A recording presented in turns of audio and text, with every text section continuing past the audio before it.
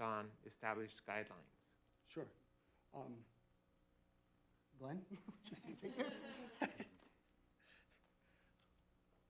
Yes, hi, Madam Chair, Commission. Glenn Guggen, City Attorney, City of Chula Vista. Just wanted to add, everything Victor's describing is accurate. It's typically a collaboration between a lot of folks, and one of the eyes on this issue is very much my office. And so if there's an issue, and we review procedures and contracts and are very much involved in providing support to everything you've heard here. But if there's a proposal to go outside the standard process, our office is usually consulted, and we provide advice based on our experience and patterns of practice that we're aware of in the city of what's appropriate and what's not, either for sole source purposes or other conditions as defined in our municipal code where the standard practices are impossible or impractical, under the circumstances. And so we would advise, as Victor pointed out, whoever the awarding authority was. So if it's the purchasing agent, depending upon the type of contract, if it's the city manager, depending upon the level of contract, or ultimately if it's the city council. If it goes to the city council, there'd be a provision in the staff report that establishes the basis, what was described as the business basis, and we would have to sign off on that as a legally compliant business basis for not following the specific procedures. And the council then would make a finding on the record of whether or not they believe that in fact is legitimate and consistent with our practices. So there's a few different eyes on it, and you were talking about what the policies are. I wanted to put our, I guess, hat in the ring as one of those checks and balances to make sure that the procedures are being followed. Okay. Great. Thank you. Thank you, Glenn. Yeah, but I think my follow-on question is about, you said something about cumulative. I think one of the things I've read or I understood was there was a purchase of some software. So I'd like to understand sort of how that software procurement process works. Is there a technology committee that, hey, for the smart city oversees that there's no duplicity in function, right? So, Department A versus Department B want to use a, system of record, and they want to buy a system of record for the what sort of safeguards are there in place? And then I also want to understand the cumulative effect, right? If I have a contract with vendor A and you said I didn't really understand what safeguards in regards to financial limits were put in place. So say you said 10,000 to 100,000, I think. If I enter into a contract with subsidiary or vendor A, is there something that prevents me from doing that in year 2 or year 3? Does it depend on the term of the actual contract? So those are the two questions I have in regards to A, safeguards on function of what you're actually purchasing, and then also 2 is what sort of cumulative effect or cumulative rules actually exist. Sure. So from an IT perspective, IT is consulted in a situation like that. So to your point, to make sure there's no duplicative efforts out there within the city. And so IT is the safeguard and the holder of most all of our software. So yes, IT is consulted in a situation like that.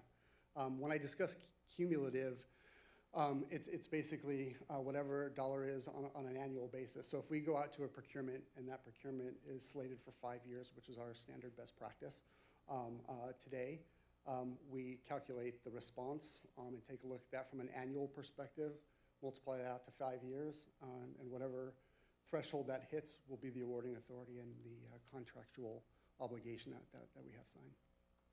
And I would just add that as part of our financial system review of purchase requisitions and purchase orders, Victor's team is reviewing those requests, and they're verifying that we have proper authority to exceed that, to incur that amount of money, and they're accumulating and reviewing the full amount of the spend to date to make sure we're in compliant with the authority that we receive. What's the fastest procurement has ever procured something?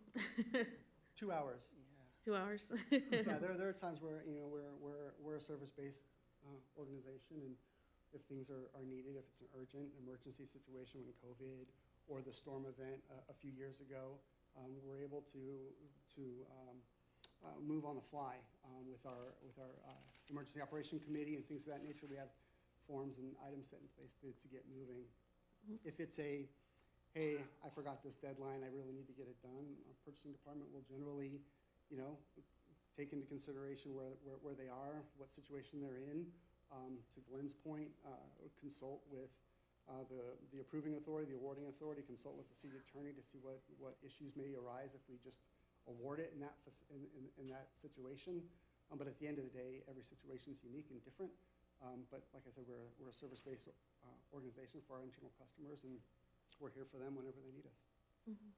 And then I would say,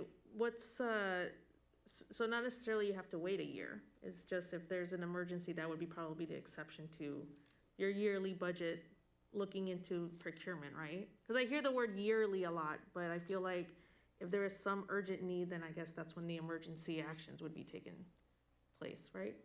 Kind of? Yeah, if there's an act of God or a natural disaster or something like that, Okay. then yes, we have contingencies for that. Okay. Any other questions? Thank you so much. You've been very informative. Thank you. Thank you.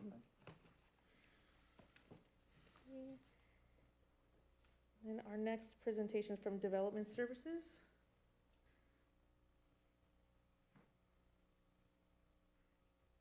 Good evening, Tiffany Allen, Director of Development Services. Actually, I'm not gonna have a PowerPoint. Mine's gonna be hopefully simple. And then housing is actually part of Development Services, and so we'll spend a little more time on that one. So again, Tiffany Allen, Deputy City Manager, Director of Development Services.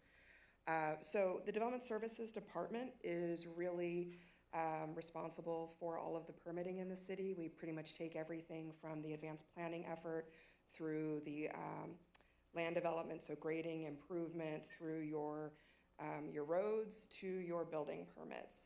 So the vast majority of what we do does not involve people's personal information. We don't collect social security numbers. We don't save or collect credit card numbers.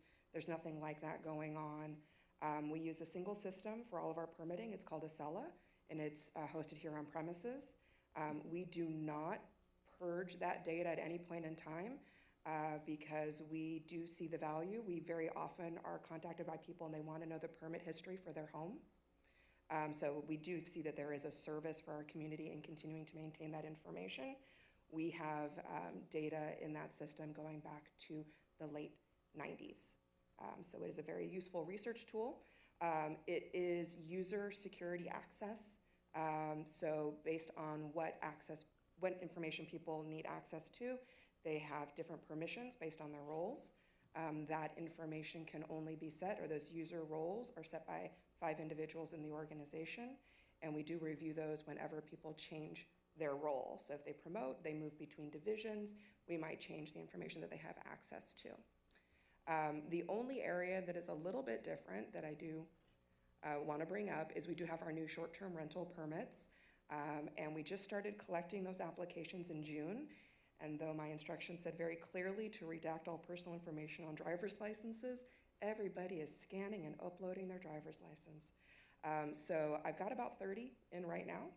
Myself and one other person in the organization does have access to those, and we are going through the process of redacting those and saving only the redacted version and removing all of that personal information from the system. So that's been a little bit of a learning experience, and if you guys have suggestions on how we can encourage people to not give us that information, I would welcome that. But that's really what we've got going on in development services. The only time we have vendors accessing that information is when they are working on system upgrades for us, so that's through our VPN, and everything is auditable in the system. So that's kind of the development services story on personal information, and I'm happy to answer any questions that you might have. I have a quick question. How much staff is under development services? So we're just over, what was the new number? We're a little over 80? 91.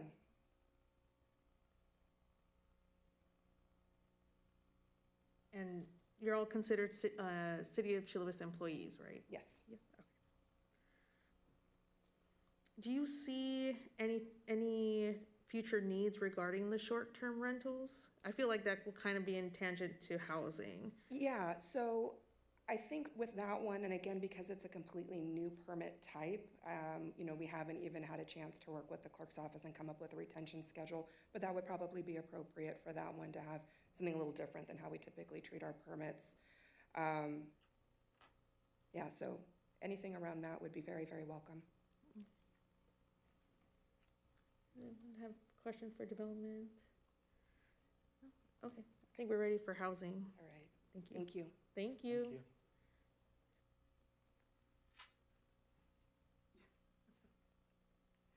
Good evening. My name is Stacy Kurtz, and I'm the housing manager here at the city. And so we can go ahead and go to the next slide. So we have a number of different programs that we manage through the housing department, but the majority of them are funded by the federal government. And so typically our programs and documents required and the retention is all dictated by the U.S. Department of Housing and Urban Development.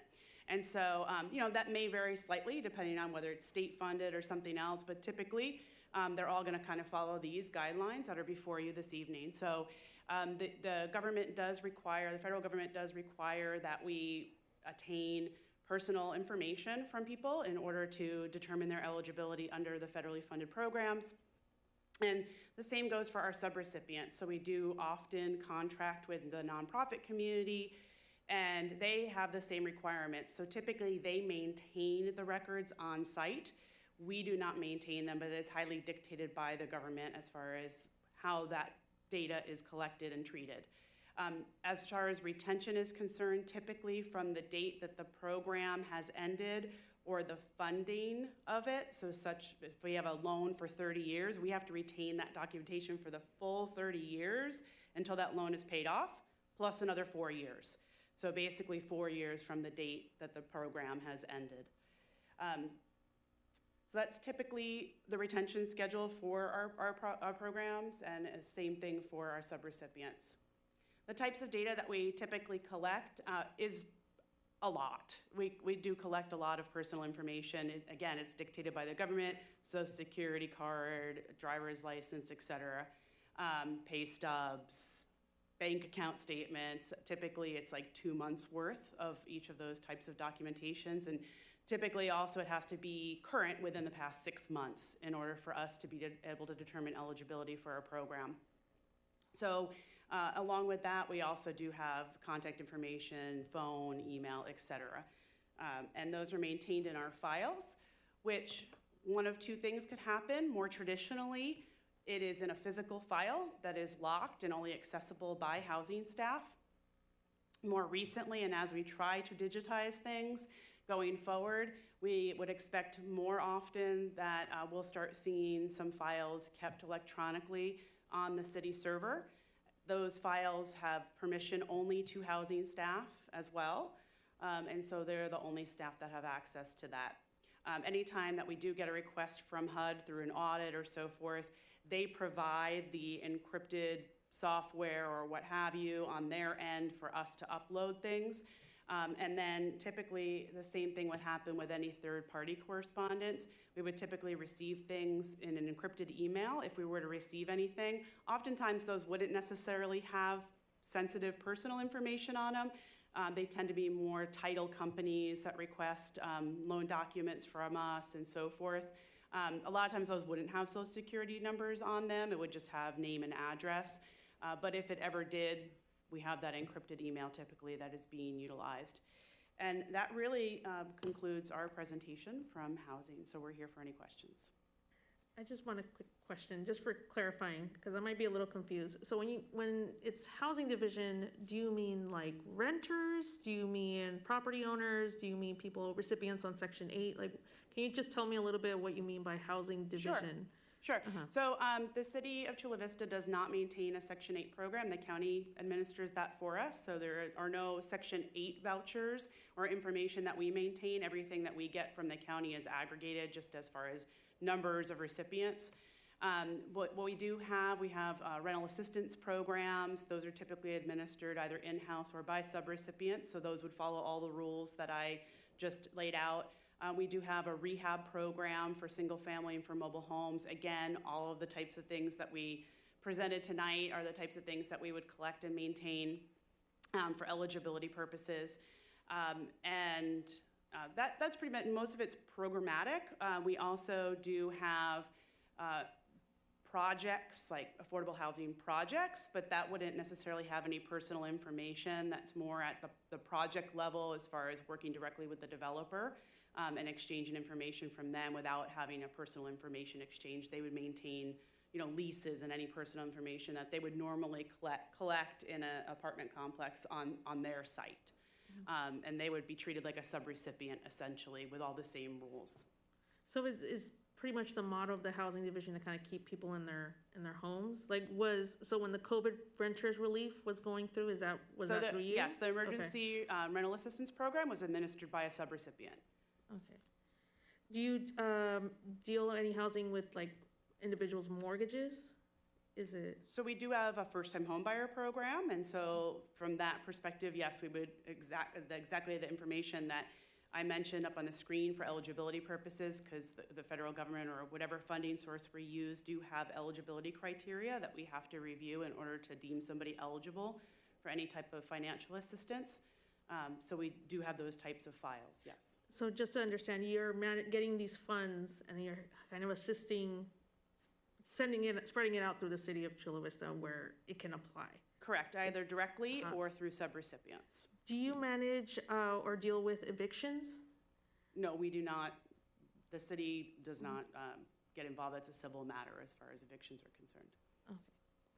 So you have no records, or like if someone is asking for some type of rental assistance, you don't look? Not at this time. For rental assistance? You know, yeah, like any type of housing assistance that the housing division is trying to assist someone at, do you do like a background or a record clearance to see if they have prior evictions, or do you do? No, we would not. The city, the Okay. staff in the housing division would not know. Okay, thank you. Anyone else have any questions? No? All right, awesome. Thank you so much. Thank you.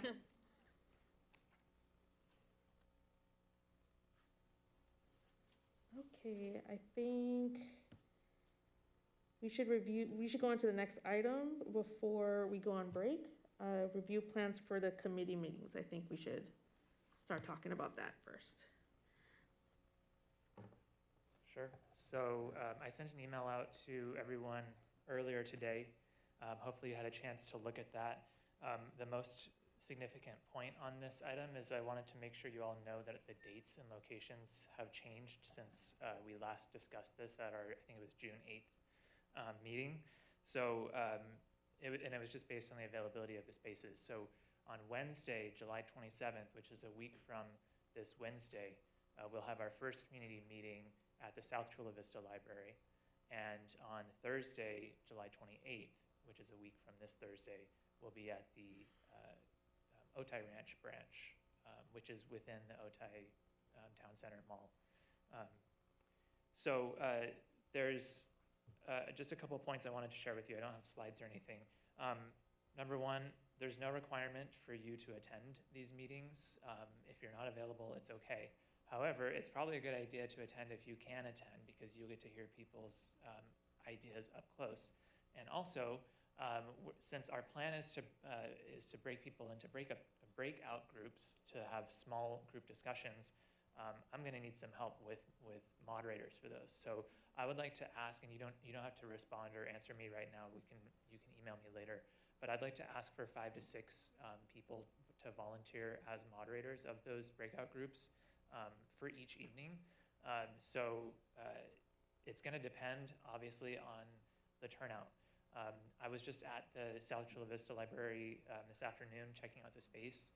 We have space for probably between 50 and 60 people there. So if if we filled the room and had 60 people and did breakout groups of 6 people each, then we would need 10 moderators.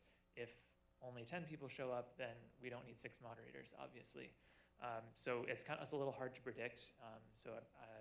I can't really guarantee what your role will be. But if I could get people to commit to that would be really helpful in our planning. The next request I have for you is to help promote this. you gave us a list, you helped us develop a list actually of organizations and individuals that we should reach out and promote this event to, which we have been doing. We've hit most of the organizations on that list at least once so far, and we'll continue probably a couple notifications between now and next week. However, word of mouth works a lot better when it's coming from people that you know on an individual basis. So I would also like to ask you if you could commit to taking the image that I sent you and posting it on your social media, whether that's Facebook, Twitter, TikTok, wherever you have an audience. I think it would be really helpful. And then my third request for you is if you can commit to inviting 5 people, whether those are your neighbors, coworkers who work in Chula Vista, friends who are in Chula Vista. I think it would really help us a lot. Oftentimes when we as a consultant are working with a city, or when the city is doing its own outreach event, it can be kind of hard because there's not a constituency or a group of people who can help promote it. It's just like the city as a whole. In this case, we're lucky because we have 12 really passionate Chula Vista residents who have their own networks and their own relationships. And so I think it would be really helpful if you could do that for us. And of course, we're going to continue doing the outreach that we had already planned to do. There's already been an event established on the city website, and I think an email has gone out to everyone who's signed up to receive updates, which I think is over 80 people on that list who are receiving emails about this task force. I'm going to personally reach out to all the people who applied to be on this task force who were not selected, because I think they would have some really good ideas, and they obviously care about this issue as well. So we're doing everything we can. There's going to be social media, city social media, that we make sure will go out over the next few days. It was mentioned in our city newsletter at the beginning of this month. So we're doing everything we can to boost turnout, and I'm hopeful that people are interested in talking about this issue. And that kind of is a sort of a segue into the next item on the agenda, which is the preliminary list of policy ideas. One thing that kind of internally, as we've been discussing how we can build interest in and also build the value of this community meeting, or these community meetings, is to actually bring those policy ideas to the community meeting and use those as the discussion guide almost. That way you're getting feedback specifically on some of these ideas that you're already talking about and that you need feedback on. So based off of your discussion tonight, we'll be able to kind of refine that discussion guide that we'll use in the breakout groups. And so I haven't sent this document, the document that was attached to the agenda tonight for your work session has not been shared with anyone outside of this group yet.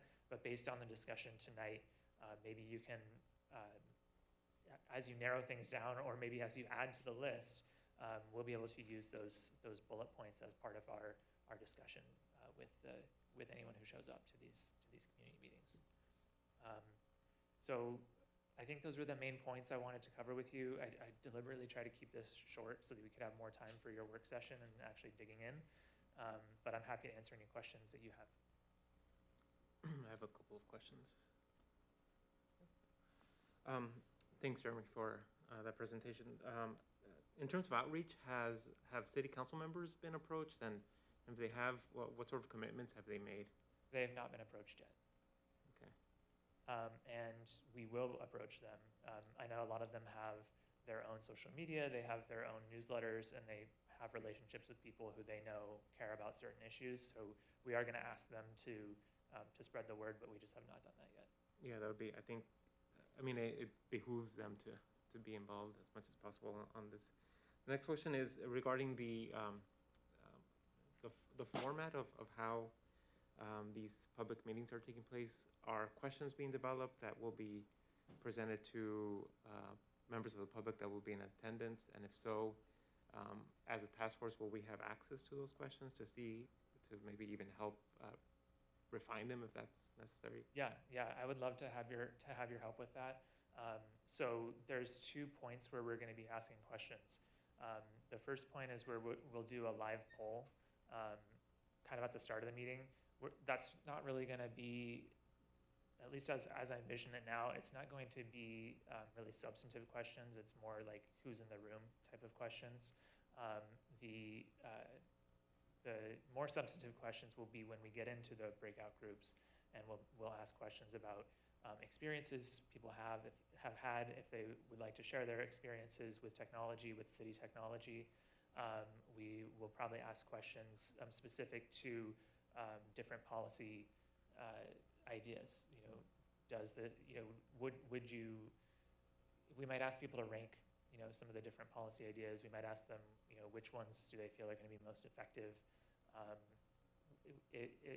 And we'll take direction from you if there's certain input that you find would be really valuable. Just a random thought that just came to my mind is, I remember in our last meeting there was some debate. It wasn't really debate, but there was some uncertainty as if the city were to establish a privacy board, like who should be on that board. No one really knows that question, and maybe that's something you're going to talk about, but maybe that's something we should also ask in these community meetings, like what should the composition of a board like that look like? So if you have ideas for those kinds of things, please share them with me. We're developing and refining the script for those breakout groups over the next week. And as we get further into those drafts, I can also share them with this group by email.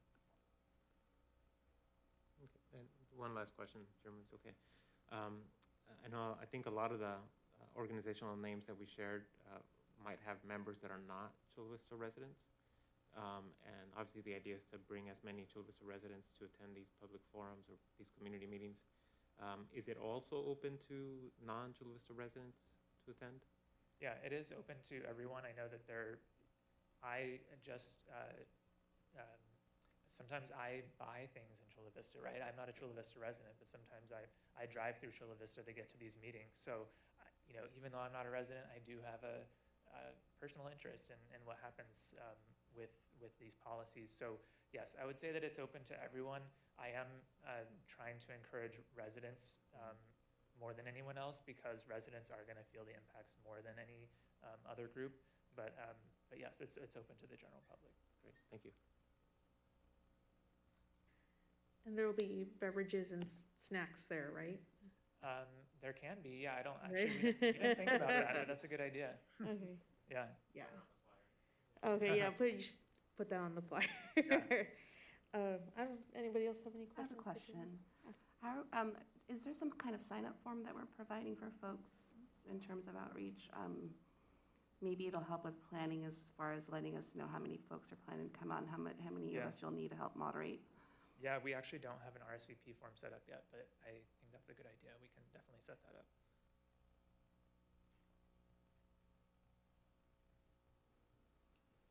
Anybody else? Just an observation that I believe the July 28th meeting is also the same evening that the Human Relations. Oh, that's true. Yes, and I know that I think Adriana has to be at the Human Relations Commission rather than that meeting. So, so I think anyone who wants to attend both, they should attend the Wednesday meeting of our task force, and then they can attend the Thursday Human Relations. Jeremy, Yes. what time are the July 27th and 28th meeting? They're at 6:30, and we're planning the agenda to end by 7:30. Obviously, if people want to talk more, they can talk more, but try to keep it short, relatively short for the general public. Thank you. Okay, anybody else? Okay, let's take a 10-minute breather, and then when we come back, we'll go over the last business item and then do our first work session. Thank you.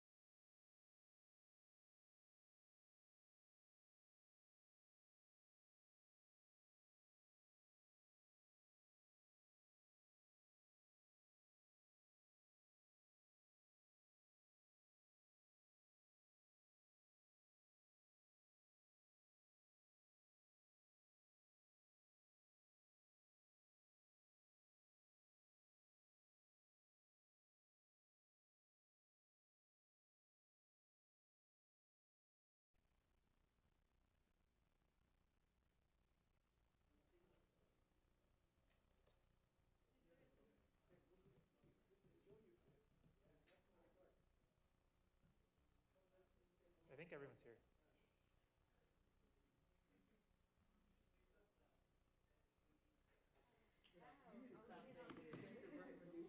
All right, everyone. Let's come back in.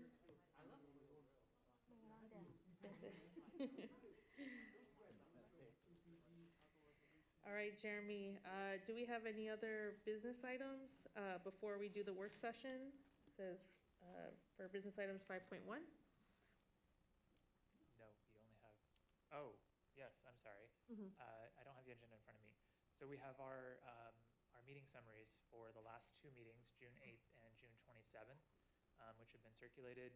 And if there's anything on there that needs to be corrected, let me know. Otherwise, we're just asking you to receive those and hold on to them for future reference. You already emailed them, right? Yes. Okay. Does anyone have any questions or concerns regarding the meeting summaries? No? Okay, I do not either. Okay. All right. Are we good to start on the work session? Okay. Adriana, is it possible for you to put up like a Word doc or something and you can help us by transcribing? Thank you. So, in our last agenda meeting, me and Rafa were talking about how we wanted to, go through our first work session. So we just want to start off with the basics. I'd like, and it's something that I mentioned in our last meeting, I would like all of us to go down a row and and just say, and Adriana will type it up, what your goal or your priority is, or what piece of, like, what sentences would you like to see in this referral that we're going to give to city management. So let's start with Dominic. Can we? Yeah. So I think one of the most salient and educating facts that we've learned through our task force research and findings is essentially how understaffed police departments, both locally and nationally, are today, and that staffing levels don't necessarily reciprocate the expectation of services from citizens nowadays. And Chula Vista PD is no excuse from that trend. I think it was recalled, and please correct me if I'm wrong, there are 12 officers on patrol at any one time in a city of 250,000 people. So that, basic math says you have around 20,000 people per officer. And if there's if there's an emergency in the city, officers respond with overwhelming force, as well as neighboring cities send in officers to assist. But I think that reality should definitely be a cornerstone of our recommendations, is that the police department consistently is looking for ways to stretch the manpower across as much mileage of the city as possible. And the outlook for policing is not exactly looking promising in terms of future staffing levels. So that's one thing I definitely want to keep in mind in these policy recommendations, is that we are here to, yes, provide a community direction for these implementation of this data technology in the city of Chula Vista, but we're also trying to grapple with and assist our police department in providing services in the 21st century landscape, and also respond to the increase in various violent crimes, property crimes, and also just general availability of firearms in our society today. So I just want to make sure that we're all recognizing the fact that police departments are understaffed and they need technology to do their job to the best of their ability. Thank you. Also, I just want to add, feel free, as Dominic did, to add your comment also. Feel free to, if you want to give your opinion on something, please, this is a safe space, express yourself. I want to open the floor, go give each one of you an opportunity. So no time limit, don't stress about that. Just get something off your chest. If you want something specifically for Adriana to write down, just let her know. But yeah, so I just want to stress that. Did you want to add anything else, Dominic, before I go to the next person?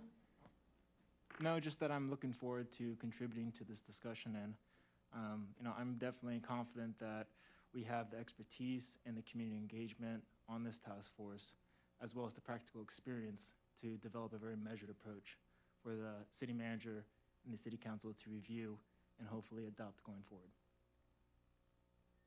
All right, thank you. All right, hey everyone, I'm Lucia. So I have many notes, so I won't take up too much, but I do want to communicate that I appreciate the opportunity and just the privilege to have the behind the scenes into how the surveillance and technology is being utilized currently in Chula Vista. Like CVPD definitely showed us a lot of things that I thought, you know, I just didn't know. So I really appreciate that. And the one thing that I just want to suggest, because a little bit of my background is I've been an entrepreneur. This is my second time. And like the biggest issue that I kept running in was like communication with my old teammates and business partners and just working with people. And I realized when I was going around hearing, you know, all the questions my peers had on the board, I noticed that either the Chula Vista government and the departments, engineer, IT, traffic, Chula Vista Police Department, and just the parties who have access to the surveillance tech aren't really like meeting to talk about that stuff. And I think my biggest suggestion that I want to convey is like I want to suggest like a communication policy or protocol or something, because these groups, you know, they have access to all this stuff, but like sometimes it's like, you know, you don't want to be caught in the left hand doesn't know what the right hand's doing, because they just don't meet, they don't. So that's an issue that I thought was really big for me, is like, oh, if in businesses you fail because you don't know what's going on, well, that's gonna happen if we don't really take this more serious and try to do like, let's see, one term that I found were like surveillance impact reports, just things of that nature where these parties that have access to this at least meet on a quarterly, come out, and then with like a newsletter, an email, or it can, you know, just some way to communicate to the public, like transparency. Because the biggest thing that I hear from the public and the people that come through is like, you know, there's that trust, they don't trust. So we need to just start, I feel, at the bare foundation, which is building trust and showcasing transparency into the future of surveillance in Chula Vista. Like, this technology isn't gonna go away. I'm not an advocate for getting rid of it, so I'm very much trying to understand how can we hold the parties who have the access to funding and technology, hold them accountable to the objective that they're saying that they're here to protect the city and its interests. We just need to have a little bit more communication. So that's kind of what I've come up. I definitely have more, but I think that gives the gist of it for now.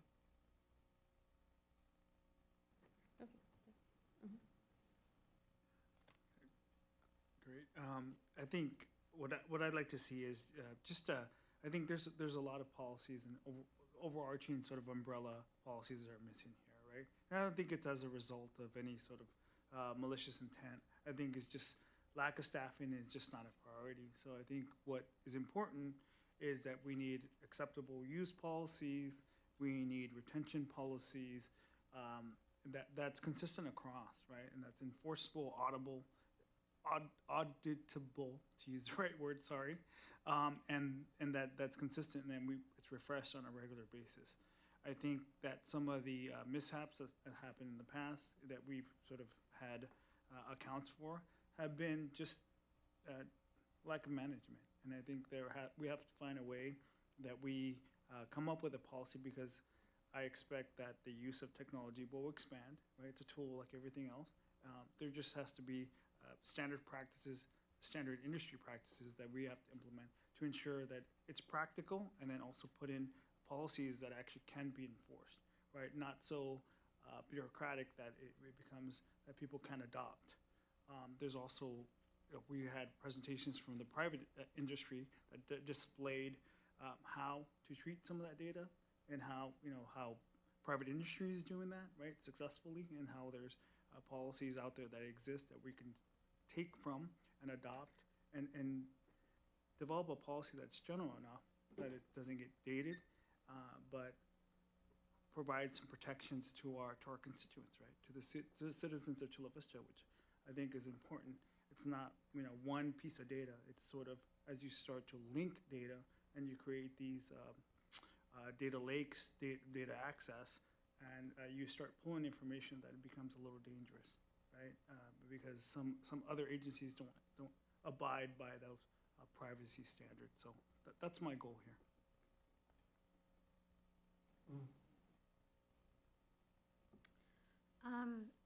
I think that as we move forward, it's inevitable that technology is going to go away, as everybody has echoed here. I think the key here is going to be building that trust, to build the trust with the public in order for us to be able to secure just secure the public. At the same time, some of the technology is going to, like I said, continue to be needed. And I just think creating the policies that, as we create these policies, just first making sure that we regain the trust from the community so that we can move forward, as well as they can trust us to create those policies at the same token. I'll go last, so I don't know if you want to go next, Rafa. Well, for me, it kind of ties into just about everybody's point here so far, is that I think this work the current task force is doing needs to be indefinitely continued. What I mean by that is that we really should get the city to create a board or a task force that regularly meets, quarterly perhaps, and helps them review the policies, helps make open meetings available and accessible, deals with the ever-changing landscape in technology, because if anybody's under the opinion that we'll be able to give the city some kind of recommendations that will be 100% relevant in 5 years, there's zero chance of that. It may be irrelevant through some breakthrough before the year is even out. And so to facilitate all these things, to help the city review the policies that it has now, how those technologies are going to change the policies or how they should adequately be changed with the development of a new policy, or even just with a new use idea of an existing thing that they've had laying around for years, and somebody comes up with an idea and says, oh, you know, we could solve a problem by using this thing that we've already had. Now you have to go back to the drawing board and think about, well, what implications does that have now that we're going to use it in this completely new way, or not even in a completely new way, in just a different way. So I am a strong proponent of kind of doing something similar to what some of the other cities have done, where this is a continued effort with a well-rounded panel, not only just experts and not only just a representative from the city or the police department, but also with advocates from different fields, so that there's some representation of the public kind of helping to guide that process and reviewing it in an intelligent way. And that's what I kind of plan on focusing on. Can I ask some questions? Absolutely. So are you advocating, there's a couple of things I think that have thrown around. So, Pedro, I'm really May I ask a sorry, question for but him? I thought you said you wanted a question, I'm sorry. I'll be no, for this part, I don't want questions. Because I don't want us to get defensive on what we say. I just want us to express what we feel, and then when we come back around, we can ask each other questions and start the discussion. Okay. So that was it for me.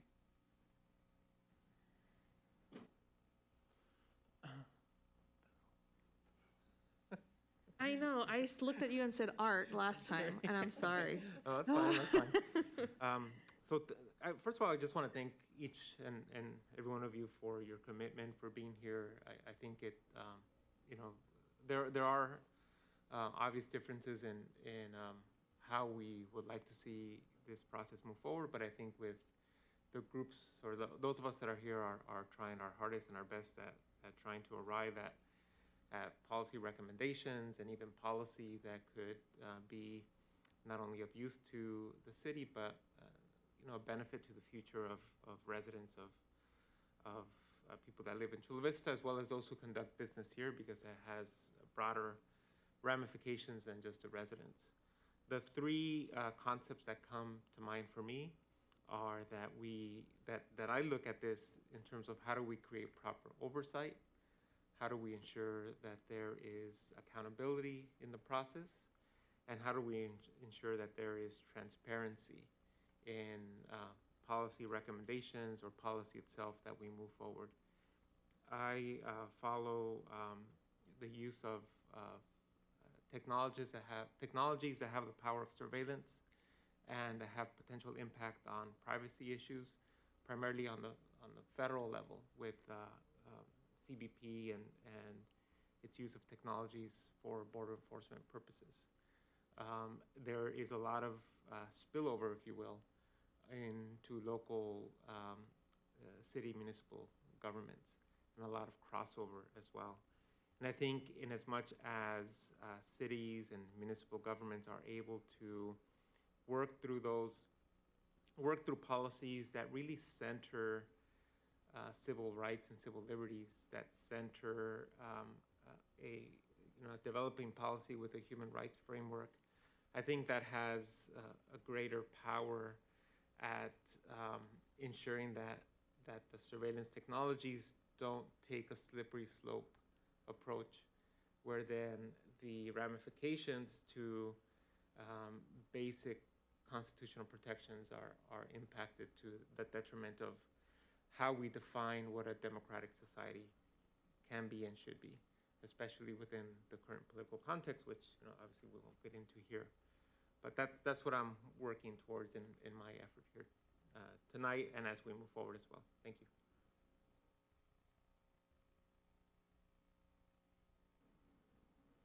I'll try and keep this as short and sweet as possible. I think I echo a lot of Pedro's sentiments. It's been an incredible honor just to, spend this time, this last few months with everyone. Really enlightening experience, really through this discovery period of just like getting to know just the ins and outs of how the city is run. I believe that we have received quite a robust amount of information. I don't think that there is anything that was generally kept from us. But to that point, being on this board with a lot of subject matter experts, we've got our great data scientists and our great tech folks and our great IT folks. I'm, part of this committee really with it to look at everything through just an equity framework as a community advocate. And while I agree with everyone that,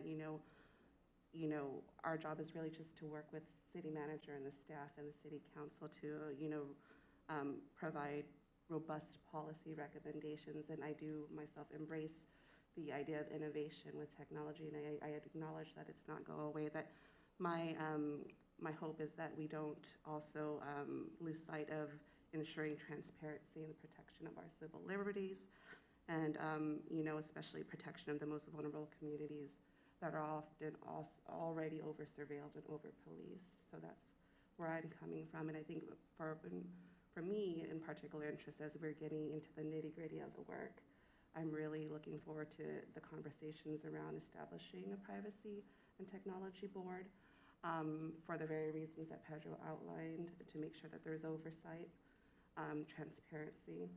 And I'm also really looking forward to just digging into the data retention, because to me, it just seems like it's kind of all over the place. And that's probably where I'm looking to spend a lot of, a good chunk of the work. But yeah, just really looking forward to just this portion of the process. Okay, thank you so much, everyone. What I've noticed is, I just echoing that we've gotten a lot of information. I never expected to learn so much joining this task force. So I want to just say thank you to all the presenters that came in, to the city organizing it, and Jeremy putting it all together.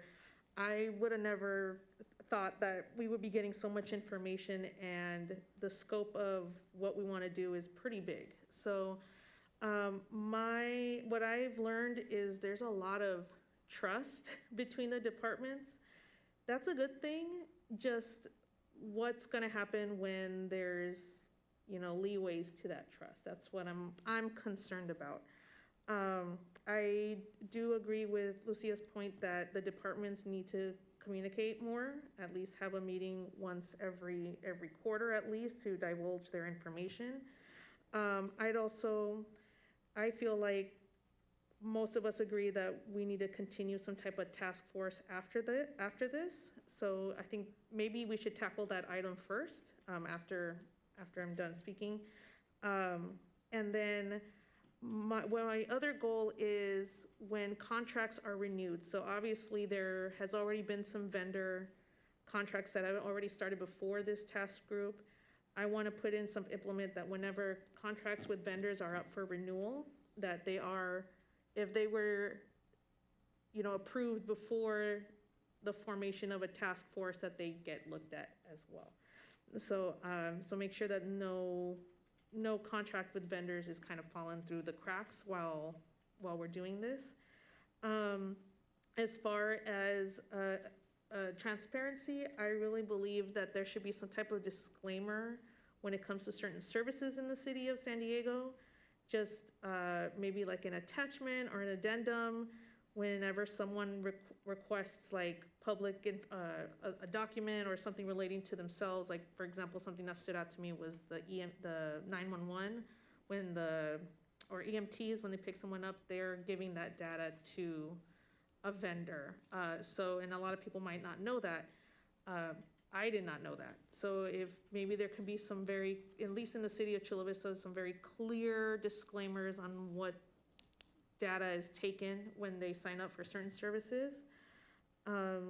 Yeah, I just feel like we just need to make sure that these guardrails are there, because I feel like there's a lot of, which is a good thing. There's a lot of trust within the departments. Again, it's just, we need to make sure things are done correctly and by the books.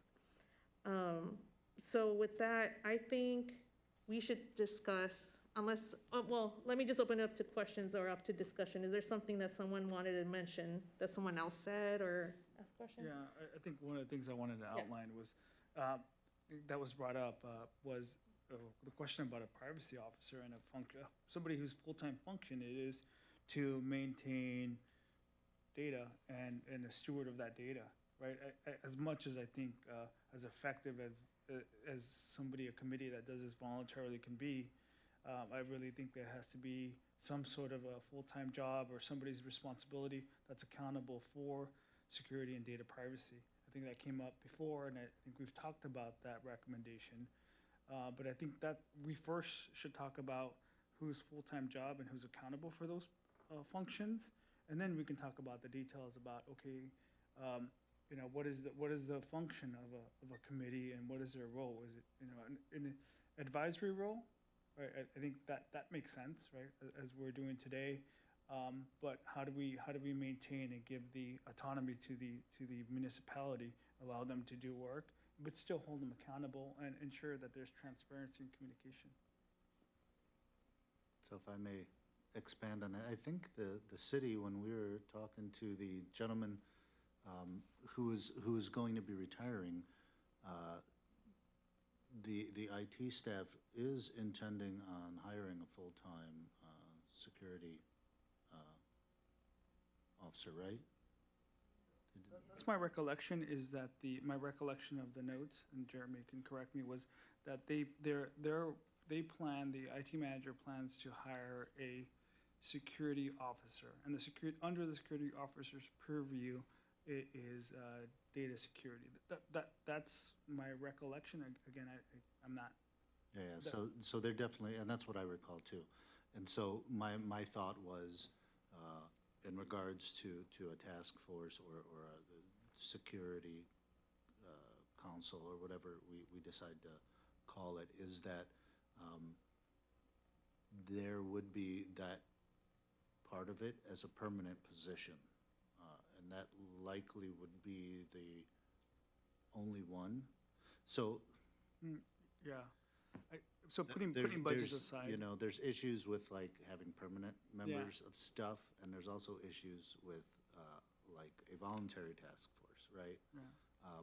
And so before getting into the nitty gritty of the composition of such a task force, my initial thought was that once the city fills that role, if that person is responsible for data, then he's also, you know, responsible for securing that data, right? Whether it's backup or in transit or storage. I mean, that's kind of comes with the role that then if he's the head security officer for the city's IT, then that's really what we're discussing here is pretty much his purview. And so my thought was he would absolutely, or she would absolutely fill a permanent position on whatever task force comes out on the other end of this, not only as a representative of the city, but ultimately that person's job depends on getting the security and the data and all that right? I mean, it's the job description.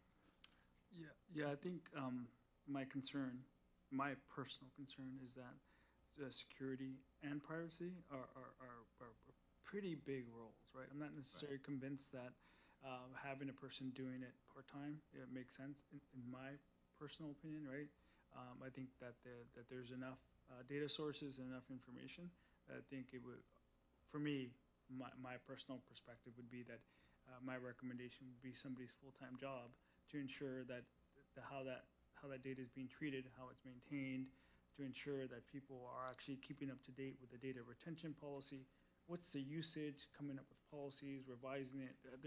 I think there's enough work in that specific function that it would be somebody's full-time job, not part-time. That's just my perspective. True, I would agree. That would be lovely if they could split that into a dual role.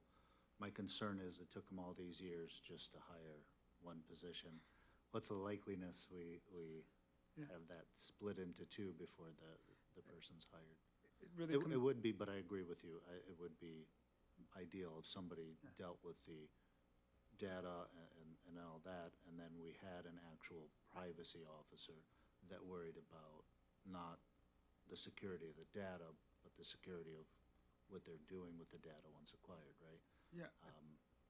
I think it would be a dual purpose in the sense where, to Pedro's point, right, and May's point, is that their job is to really to protect our citizens and our constituents' data, because it's really the data is being collected by the city, but it really belongs to our citizens, right? It's your data. It's not, and their job would be a different function. Their perspective would be, my job is to ensure that you are collecting that data, and the way that you use it, you're, number one, being responsible at it, you're being accountable, and you're being transparent. So I want to make sure that the function and the role is one that they hold, that responsibility is very specific, right? Versus somebody who's like, hey, my job is kind of off the side of my desk. I'm doing data privacy and security, but my full function is hey, I want to make sure people's, reset their password, they do multi-factor authentication, all this wonderful stuff that I think benefits the city, but it's more important for the city's access and reputation versus our constituents and our citizens. Yeah, so actually making that not a side job, but a primary function of the role. And that was kind of my vision, was to have somebody who's, hired by the city, and like the folks on the task force around him help fill in that kind of not only void of expertise, but also the kind of give and take of different viewpoints, but that person would ultimately be responsible for protecting that privacy. So, yeah. I just had some thoughts on that. I think the course of this discussion is very viable. I'm just thinking logistically in my mind, say, if a recommendation were to come out of this task force to recommend, say, a chief privacy officer, or a chief technology officer, or information officer, do we envision that position, which would likely be an executive level position, would that be a department like IT that we'd want to assign that? Because there'd have to be a reciprocal budget increase in that department to pay for in a executive level position. So I'm just, in terms of recommendations, do we think, and I think this CPO, this chief privacy officer, is a very viable avenue, but I'm just, in terms of logistics, do we envision this coming out of a particular department or being in the city manager's office, or And then also, I also agree that interacting as the main staff person follow-up for this Privacy Commission makes total sense. Yeah, I think, so a lot of really good questions. I think before getting down to the specifics and logistics of, where is it funded, what role is it, what pay grade is it, et cetera, I think we should sort of go to Sophia's sort of recommendation is, let's agree on the big things, right? I think we've talked about, this role could be, a specific, I don't know if it's an individual contributor or a chief. We can talk about that, and I think we're open to it. I think for me, the take-home message for me is that we need somebody whose main focus is specifically privacy, because it's that important. I think the role, as you start to get new data sources and new data collection, and we expand the technology use in the city, we're a smart city, that's our function, the role is going to get bigger and bigger and bigger. So I think we should agree on the big things first, and then we could talk about the small things. Hey, the smaller things, hey, do we recommend a chief? Do we recommend an individual contributor? I think we could talk about those, and I think I'm adept and open to whatever constraints we have in regards to salary and what department, et cetera. Yeah, absolutely. I just wanted to add, that's a really good question, Dominic. Adriana, is there like a position in the city, it can be anything, just anything, that has access to maybe, or works with different departments, but really assigned to none? Is there like any type of position that you can think of that in the city that's not really tied to a specific department, but works with them constantly?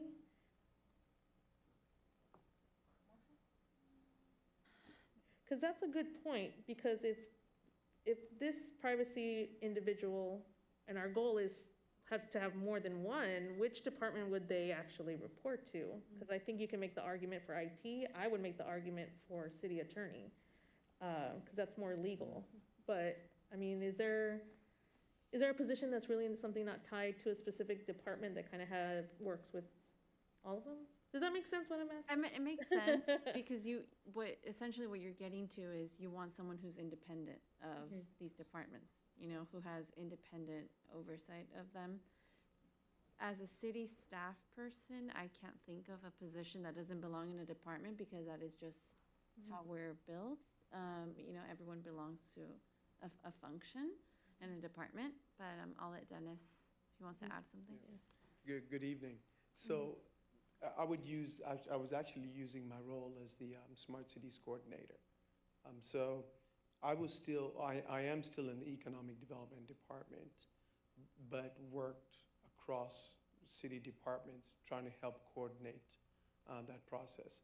So I think that's something that can work and has worked. And given that, as you mentioned, budget constraints, that is a model that the city of Chula Vista uses effectively. Dennis, since you're helping with the smart city, is there an end to your contract, or do you plan, is this going to be like forever now since Chula Vista wants to be a smart city? So my current role essentially was at the direction of the city manager to help coordinate the smart cities efforts across city departments, but still remain attached to the economic development department. So my very seat is funded by economic development, and I have my specific roles and responsibilities in my job title. However, the functions of smart cities that are cross-cutting more or less like my side job or an add-on to my current job title. Are you like a City of Chula Vista employee? So I am. So I'm the Chief Sustainability Officer. So I manage environmental services and conservation, but also help coordinate smart cities across the city. I think that's a very good thing we can discuss. What I was thinking is, thank you, Dennis. I was thinking of doing something like categories. So what I have is staffing for a category, data management, And we could put data retention and data locations, as in like the servers and stuff. We can put that under data management. I was thinking transparency, procurement of surveillance and technology, ongoing advisories, which we can put on the chief privacy that we would like, and maybe department upkeep as a category. I'm just trying to streamline it so it looks nice. I'm a visual person. It has to look nice, and we could put stuff under that. I was thinking of ongoing advisory as where we can put our task force, or after us. Yeah. So I appreciate the conversation. I think it's an important one in terms of how to maintain that oversight. My recommendation would be the creation of a privacy advisory commission, for the reason being that it retains that independence from the city manager. It retains independence from city council, but also works towards holding them accountable for these sorts of policies. This has worked in Oakland, for instance, where they have had a robust policy. It is a struggle that's taking place with our neighbors to the north, with the city of San Diego. But advocates there seem to also have been looking at commission of sorts in dealing with these emergent technologies. So I think that could possibly be a way into how do you transform something of what this task force, into something that's a much more formal relationship with the city and moving forward in terms of the oversight and accountability issues. Okay, so since I feel like we all come in an agreement that we want something like that, let's just work on that tonight. Let's just baby steps, right? Want to work on the commission first? Yeah, why not? That's something we just all discussed about. I think we should work on something, right? This is practice run, by the way. So this is our first work session.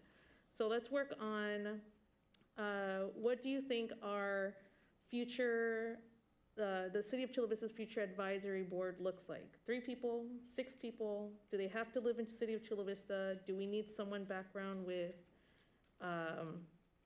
in technology? Do we need, what does it look like? I want to start off with that. I think, so I'll dissent, right? I think what we have to understand is what function, what are you doing, right? Like, to Pedro's point, is there like an oversight? Like, what is the function? And I think then you can decide what roles. I think, what are we getting done? And then how are they working with the city, right?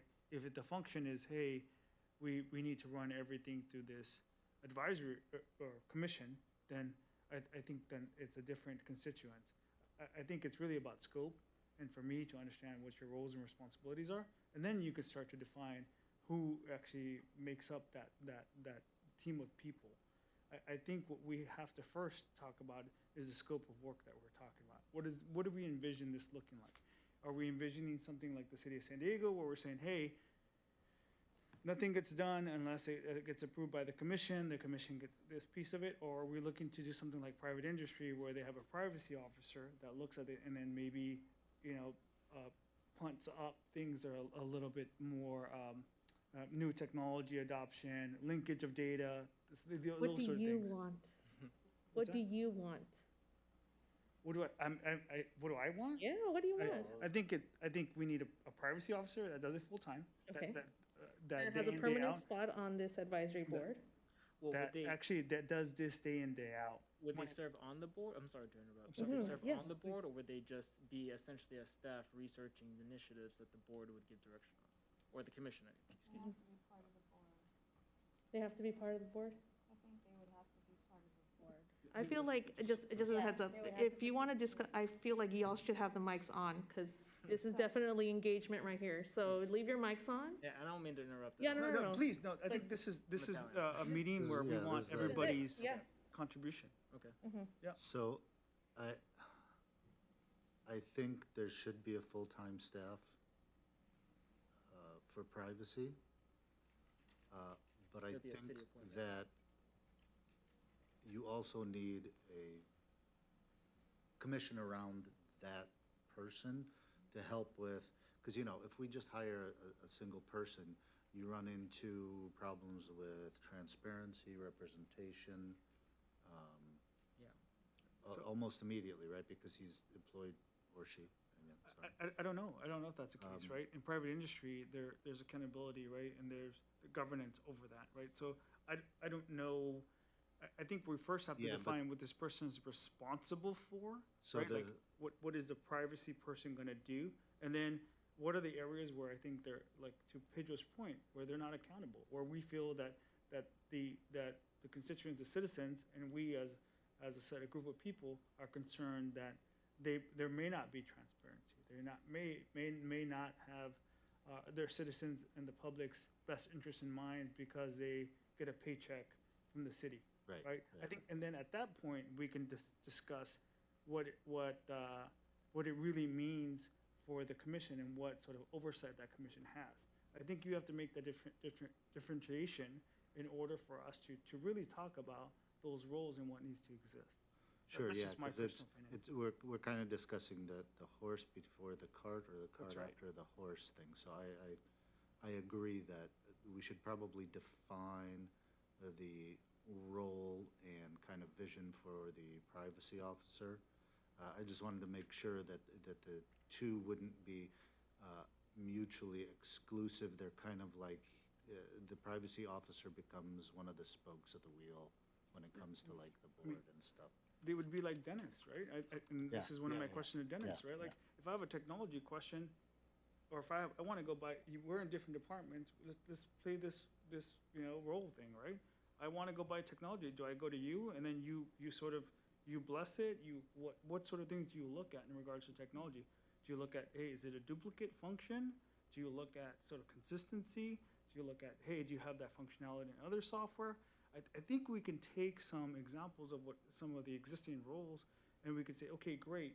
Okay, what is Dennis's role missing? So what is your ideal privacy officer? If you're saying that we need to discuss this first, then let's do that. So Yeah. what tasks, I see you, Dominic, but just one second. What is their role? We can figure out what department or whatever. We all agree that they want, she will be independent, right? So what tasks do you see this privacy officer taking on full-time? Dominic, go ahead. Oh, I'm referencing this preliminary list of policy ideas that Jeremy provided us as a brief, kind of a summary of our past recommendations, and I just kind of highlighted I'm sorry. I'm just reviewing this list of preliminary policy ideas that Jeremy was able to assemble for us prior to this meeting. And there's a lot of, I think, points here that can be elaborated further and can be the beginnings of a guiding principle, because as mentioned on this commission before, policies or recommendations that we come up this year may not be applicable by the end of this year. So what we want to do is really kind of put up guidelines and recommendations that really encapsulate the spirit of what this task force is meant to do, which is provide that oversight, ensure that transparency, and make sure that there is a seat at the table for the community to give input as this technology is further embraced by the city or is used in various different purposes. So one thing that stood out to me, say, for example, item number 6, ensure that contracts include a prohibition on the use of sale of personal information outside, et cetera, et cetera. Boom. I think that's generally something that we can all agree on, that we don't want our personal information commoditized and sold to the highest bidder elsewhere. That seems to be a prevailing sentiment throughout this commission or throughout this task force. So that might be kind of a guiding tenet that we can then build upon and then go through the rest of the list and really kind of come up with at least some core tenets that then we can develop some practical policy applications. Okay, Adriana, can you write that down? It was to ensure that no data. Yeah, I got it. Oh, you got it? All right, awesome, man, you got it. Well, it's part of the list that Jeremy's been Okay. kind of keeping running for us. But I think that's part and parcel to what we would want the privacy officer to enforce, Yes.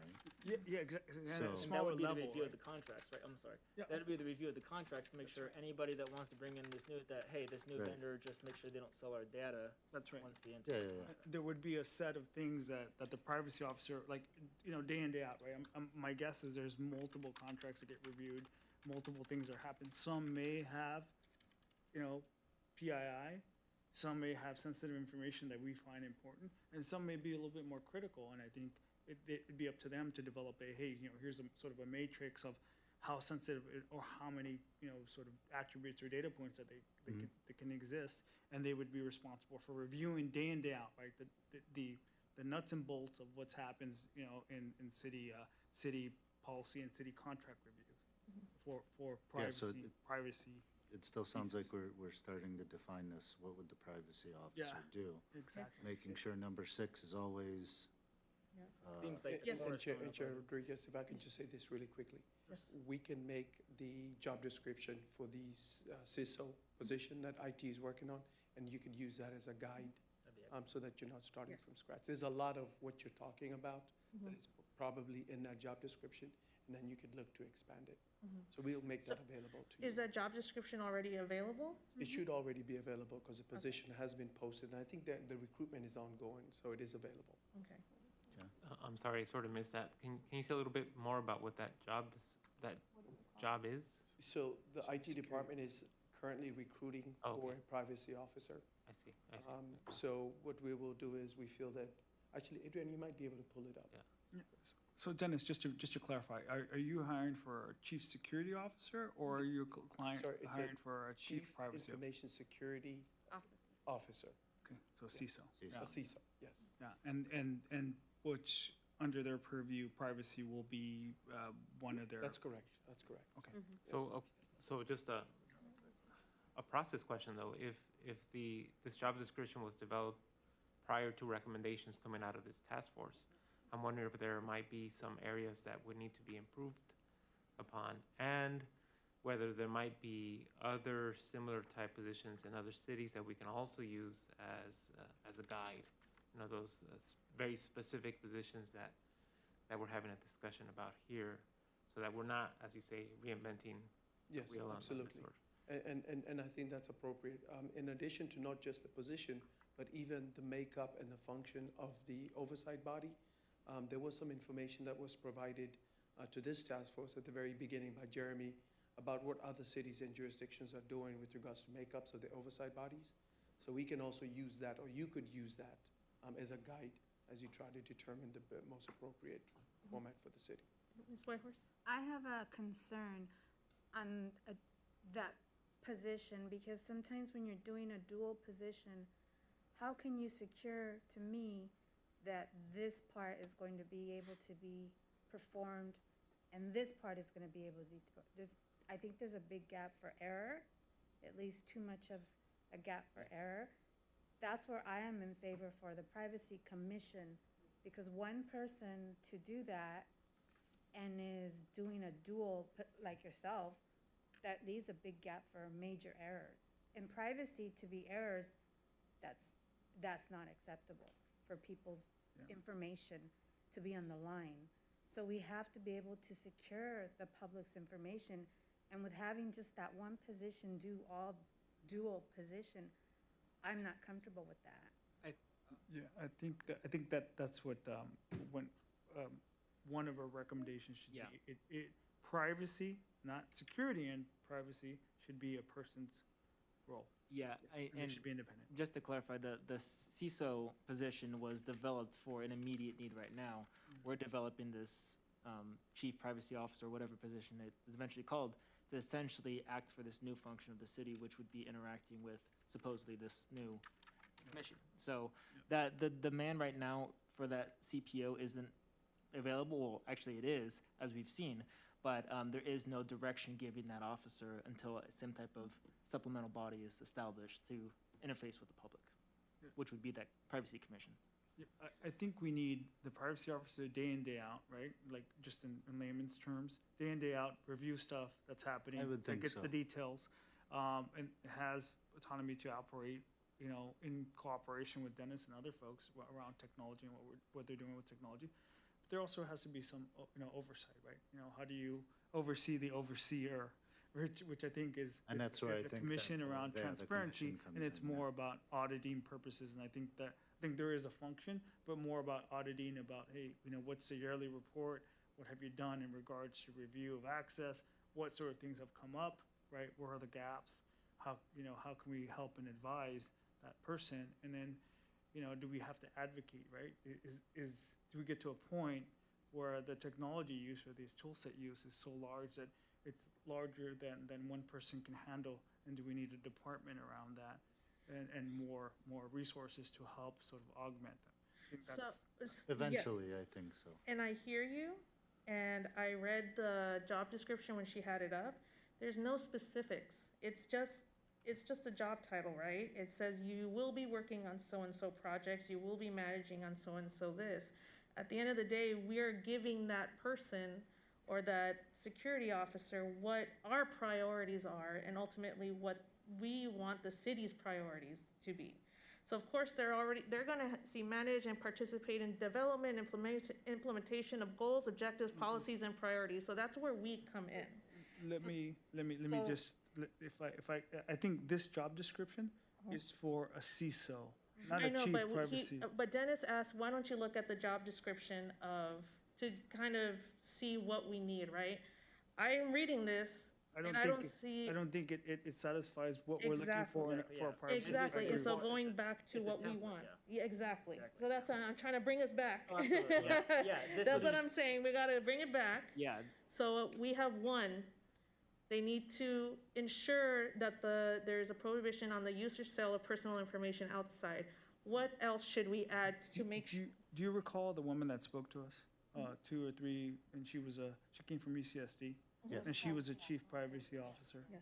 Yeah. I think we need somebody like her. Perfect, what? And, What do you want there, from her there to is do? job descriptions out there. The chief privacy officer or privacy officer is not something that we're making up. There's actually standard job descriptions for privacy officer. I can do some quick Google searches, I but they come up I think a more constructive approach might be, say, if we assign, I would be happy to, I know the chief technology officer of Oakland. I've interfaced with the chief information officer of San Francisco. I've also interfaced with the chief information officer of San Jose. I would more than happy be able to look for these job descriptions if it would aid this discussion for the building of an eventual position, as we're discussing, for a chief privacy officer.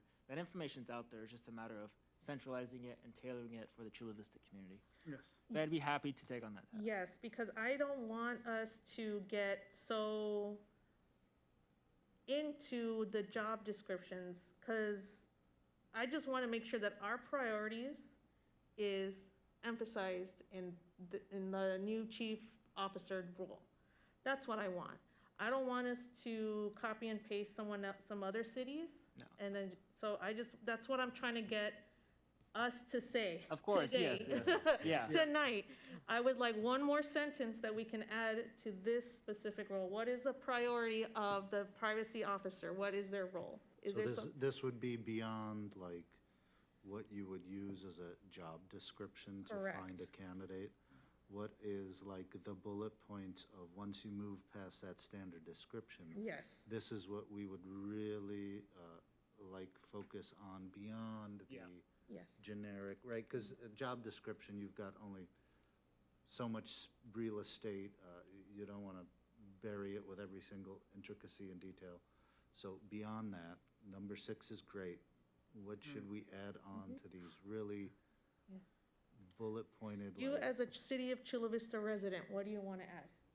Something that just stood out to me, number 15, that seems like a no-brainer, require proactive disclosure of data breaches. If anybody, say, if my credit was compromised, I would want to be the first to know. And if people have information that's being stored in the city's services, city has a fiduciary duty to inform people when that data has been accessed or has been breached. I think that's very standard, and that would go a long way in terms of shoring up trust with the community and how the city is handling this data. Here's a Repeat basic job description. Can you just repeat that, Dominic, so Adriana can Yeah, write that down? number 15. Or copy? Yeah. So this person would be responsible for disclosing. No, I think the general tenet that the city should be proactive, rather than this be explicit responsibility of the CPO. Say if there is a data breach, that might be something that is more appropriate coming from the city attorney's office, considering the legal implications, maybe in a joint statement with this CPO or this chief privacy officer. I'm not, saying that it should come from one particular personnel or office at this time, but I'm just saying being ahead of the game in terms of when this data gets breached, I think would go a long way in shoring up trust in the community that the city's acting responsibly with this. Adriana, you read my brain. So I feel like that would be under a category of transparency, is ensure that whenever there's a breach of data, it is notified to the public. Isn't that already a requirement though, any breaches though? I don't know if it is. Not necessarily. There are some, Because I get those, email that, so there are, depending on what's breached, there are specifics in what has to be done, especially like, so in healthcare, if you're north of 500 affected persons that's data was breached, you have to publicly announce it versus.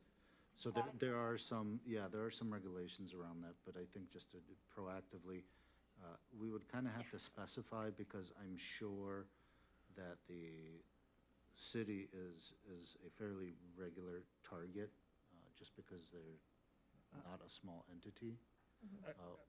So But the California legislation, as far as I understand, and we maybe ask our city attorney, doesn't have to abide by any of the data privacy regulation that the state, doesn't apply to municipalities, apply to private entities, and so you'll get notification of breaches from private entities according to regulation. I'm not necessarily convinced, and I'd be interested if we are, if there's any sort of policy or legislation that forces the communication of breaches. There you are. magic. You call me and I magically. I know, it's like, there he is. Amazing. Madam Chair, committee, I believe there are legal requirements that apply to us that impose standards on us for disclosure, not necessarily to the public at large, but to the people affected, by a disclosure. There might be issues that compromise privacy of the individuals affected that relate to a broader disclosure, at large, at least the specifics of any particular data release. But we'll, if Simone didn't brief you on those requirements, and he may not have, I looked at the scope of his presentation and I don't think it touched on that. We'll get back to you the next time, and let you know what the particular rules are that apply to us. I think we've got some relationships with our cybersecurity insurer, as well, that has some built-in, requirements as to how we handle and report both internally and I think to the affected parties in order to make sure our coverage, is triggered.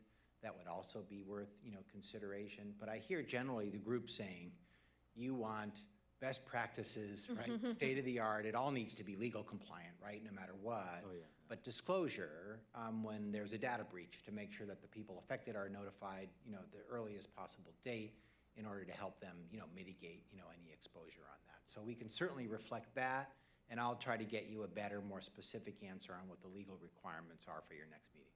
Thank you. Awesome, thank you. Thank you. I think there has to be privacy training. The privacy officer would have to do privacy training to officers like they do security training. So what does that mean? I don't know if that's done in a consistent manner.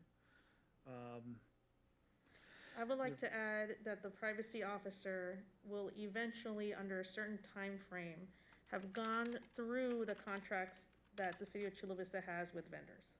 Yeah. Either within a 3-year time, I don't know how many there are, we can get a number later. But I would like this privacy officer to have touched every contract, kind of read it, see if there's any issues or something like that. Again, because there are contracts that were agreed to before this topic was brought up. I think that, retroactive review of Retroactive. contracts according to the policy that we have. So work to help define some of those policies and procedures and how they enforce those procedures, and work on a privacy policy. And then part of that privacy review and work would be to look at some of the contracts and with a privacy view in mind to ensure that, hey, there's protection of our constituents, our citizens' data, and it's being protected, adhered through. There's, the privacy policies, the data is being expunged, access methods, audited, et cetera, right? There's a variety of best practices around authorization, authentication, and auditing that around data and data access. I think they would be responsible for it. People get trained on it, and then it's happening. I think that's also part of their function. Don, 1 second. Anyone from this? I know you're all the way over there. You all good? I mean, I just don't want to lose sight of the commission. Okay. I know we're focusing on So we're focusing on like the main guy for privacy, right? And then around him, build out the commission that will, because you don't want to give the keys to the kingdom just to one person, right? If they hire the wrong person, or there's some kind of, we definitely, I feel very strongly that once we build out, like, this is what ideally we would like to see in a privacy officer, we then build that existing structure around him for the, whether that be quarterly or whatever, so that there's public transparency around what that privacy officer's doing, right? And then there's also like advocacy from different viewpoints that privacy officer may not necessarily understand or be exposed to. So yeah, I think we're working on. So the committee would be the next step. Yeah. So right now, I just want to work on this, and then I think we'll have time. We're used to being here late anyway, right? So I guess my question would be, what would the data privacy not do? Like, I guess Pedro and May. yes, let me just go to Dominic real quick. and Yeah, then- just to kind of expand on the comment about having this chief privacy officer review the contracts.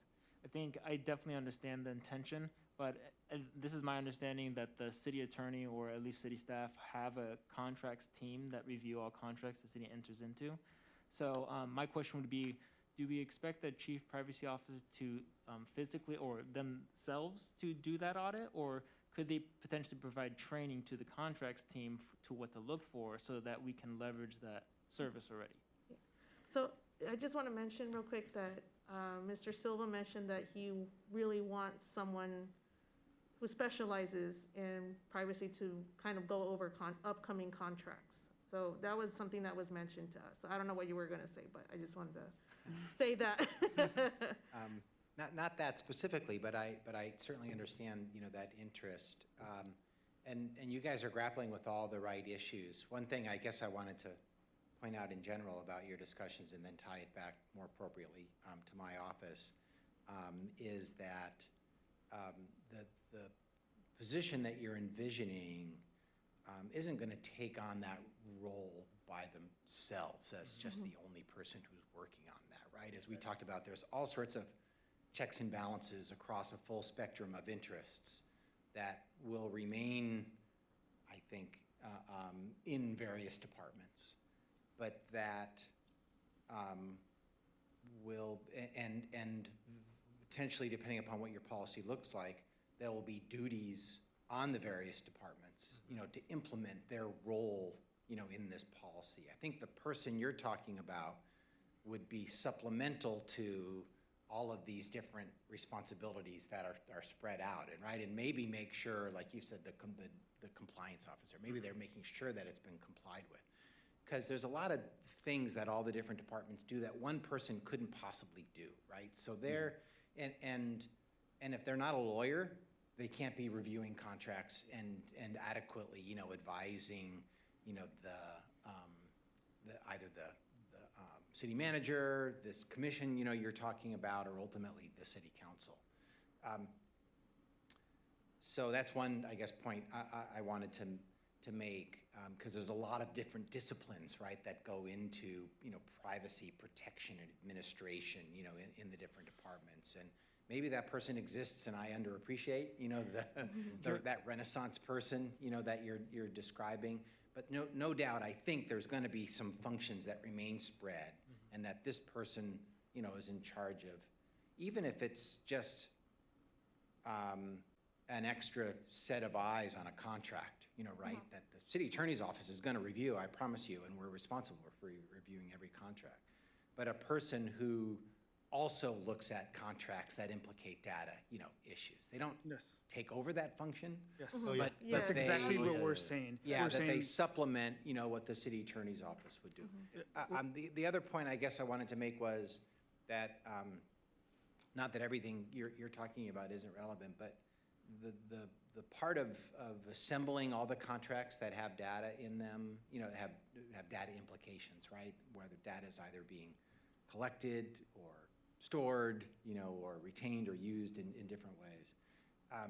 We're actually engaged in the attorney's office, working with the different departments that have, those contracts in that very review process now. And what we find in that,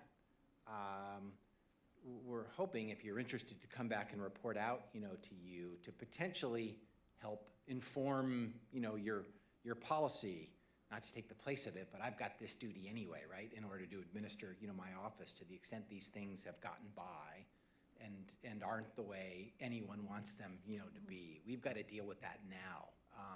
And hopefully that exercise will, inform your policy, potentially inform, the role or function of this particular person, and might be a good thing for us to report out, to you later. So I just wanted to add that to your mix as you think about, this person and what role they may take. How many contracts do you know, if you happen to know, currently that involve data or citizen data?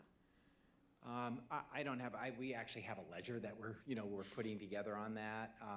And the current list that we've got now, I think is in the 18 to 25, range. Okay. But that was, and again, this is something we're all learning, right? That was our definition of that, that we projected out amongst, the office to gather that number. Maybe it's 40, right? And I don't have the right number. Okay. So we're, again, to a certain level, all contracts come through us, either a form contract, that's used, or a particular contract for our review. We obviously now have, in light of all the very things that resulted in your assembly, a heightened sensitivity to certain elements of these contracts. And so the review process that we're going through now, in addition to other departments, is much more elevated, and exacting in this area, than it had been. And so when we report back to you kind of on where we're at, I'll also have a better idea of the number of contracts that are involved and kind of how we even define that universe. Okay, thank you.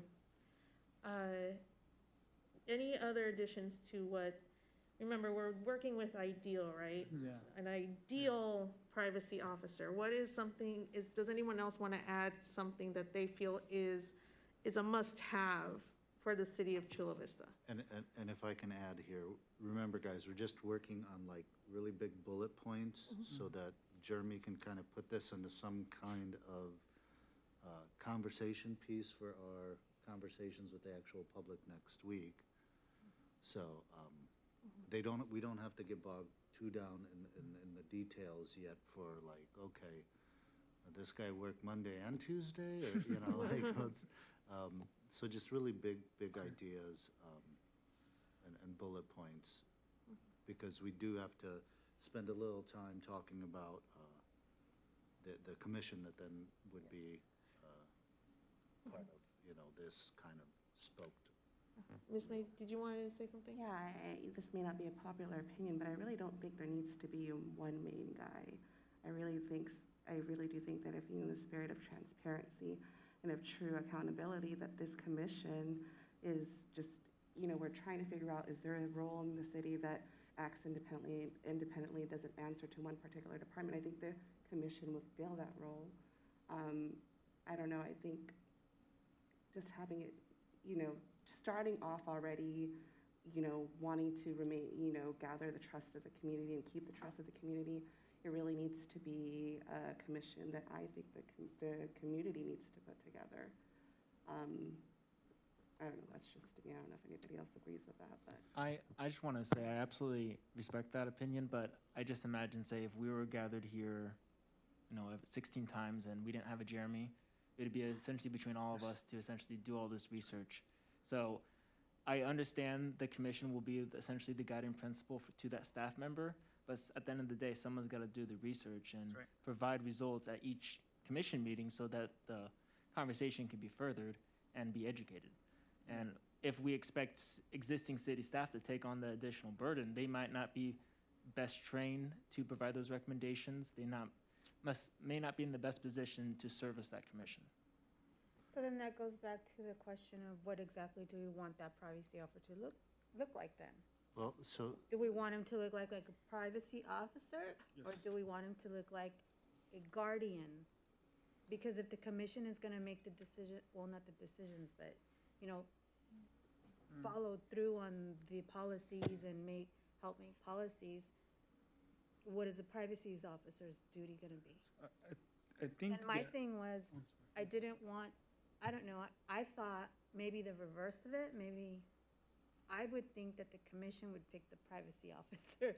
That's what I was kind of envisioning, but I wasn't, I don't know. so maybe, and I was gonna suggest that maybe we now reverse our approach and say, okay, what does the commission look like? And that may help further define what we would want or not want the privacy officer to.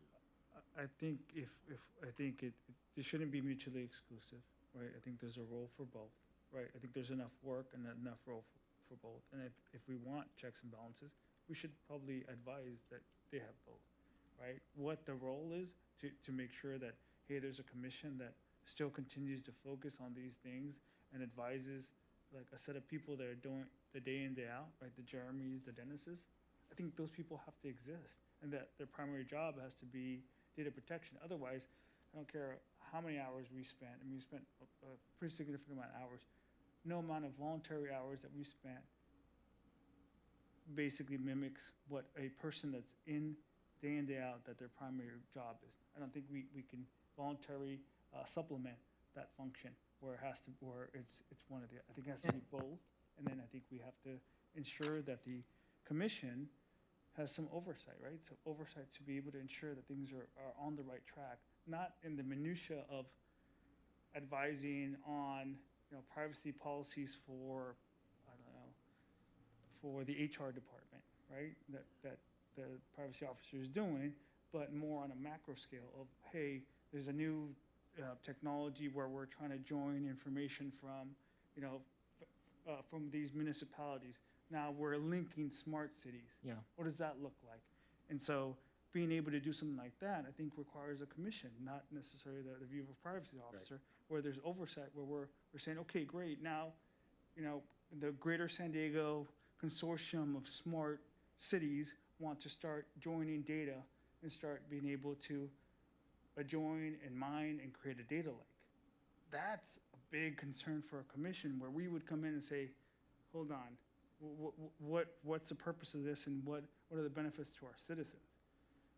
I really think that we need both, but I think that we have to develop a way that there's checks and balances between each and that there's delegation of duties.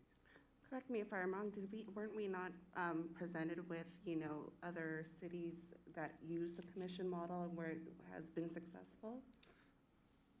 We talked about it at the last meeting in terms of having that organization, nonprofit from Oakland come and testify to their efforts in setting up that privacy task force or privacy commission. One thing I just wanted to point out is that the politics around policing in Oakland are vastly different than the politics around policing in Chula Vista. City of Oakland went into Department of Justice purview in 2003 due to rampant abuse of power, police uses of forces, many police officers committing felonies. So the politics in Oakland that really inspired or set the tone for this privacy task force, I just wanted to note, are vastly different than the reputation that the Chula Vista PD has with the community. Obviously, police departments can always do better. We can always improve everyone. But I just want to make that distinction that it may have worked for Oakland, but not necessarily, it may not always work for other cities, namely Chula Vista. And that's noted, but we can't downplay. I'm not downplaying We it. can't I'm downplay just, anything. We have to always be on guard and we have to be that voice for that community. absolutely, and I think we are serving on this commission. One other thing I wanted to bring up is that, senior level staff that are well versed with their fields typically are also well versed to grant opportunities that come within those fields. Say, for example, sustainability initiatives or smart city initiatives. The city of Chula Vista has been very successful in accomplishing grants to help further that initiative to make it more climate friendly, or to make it more climate neutral, excuse me. And I would imagine that this chief privacy officer, or whatever position it is, would also be very aggressive in going after grants, so that a lot of the funding for this, the staff, this commission, wouldn't necessarily be from general benefits that the city provides, but could potentially be entrepreneurial and could be funded from outside sources. I like that, but not for something for the privacy officer. I think it's a good concept, and I think we should table that under procurement. Oh, Like, yeah, no, it's exactly. just, yeah, it's, Uh-huh. I just wanted to note it as an observed benefit I've seen from dedicated staff. Okay, yes, if procurement, yeah, where we're getting money. I think that's a great segue on what you would like, so based on what I'm hearing from our discussions, is that the privacy officer, their specialty will be reviewing all the minutia of like these documents. But it is possible to still have a committee. So what would you, so I'd like to, unless anyone else wants to add something else specifically for the privacy officer, I feel like this is a good time to transition to what our ideal committee would look like. Before I do that, is there any additions that you want regarding So just one comment, because Oakland was the one that I looked at really Uh-huh. closely too. And in that commission, they didn't call it a privacy officer, but they still had a person that was in a leading role on that commission. Because it wasn't all like citizens and stuff, right? They did have a function there. So I don't want to get hung up on like the title too much of the privacy officer. We can think of him or her as the person who makes sure the wheels are turning whatever the commission decides, kind of thing. We just happen to be calling it a privacy officer at the moment. So what would our ideal commission look like? We can start even simple, 3 members, 6 members, 5 members? Are they appointed? Do they have to apply? Is there requisites for a seat? Because, for example, I think Oakland, there has to be one technology specialist, another one has to be like attorney. I don't think they're paid, right, in Oakland? I think they volunteer their time? I'm not too sure. I want to say that they were volunteers. I don't know whether numbers are as important for us initially as like job roles and kind of specialties, because we definitely want to have just a straight up advocate for citizenry, minority groups, the underrepresented.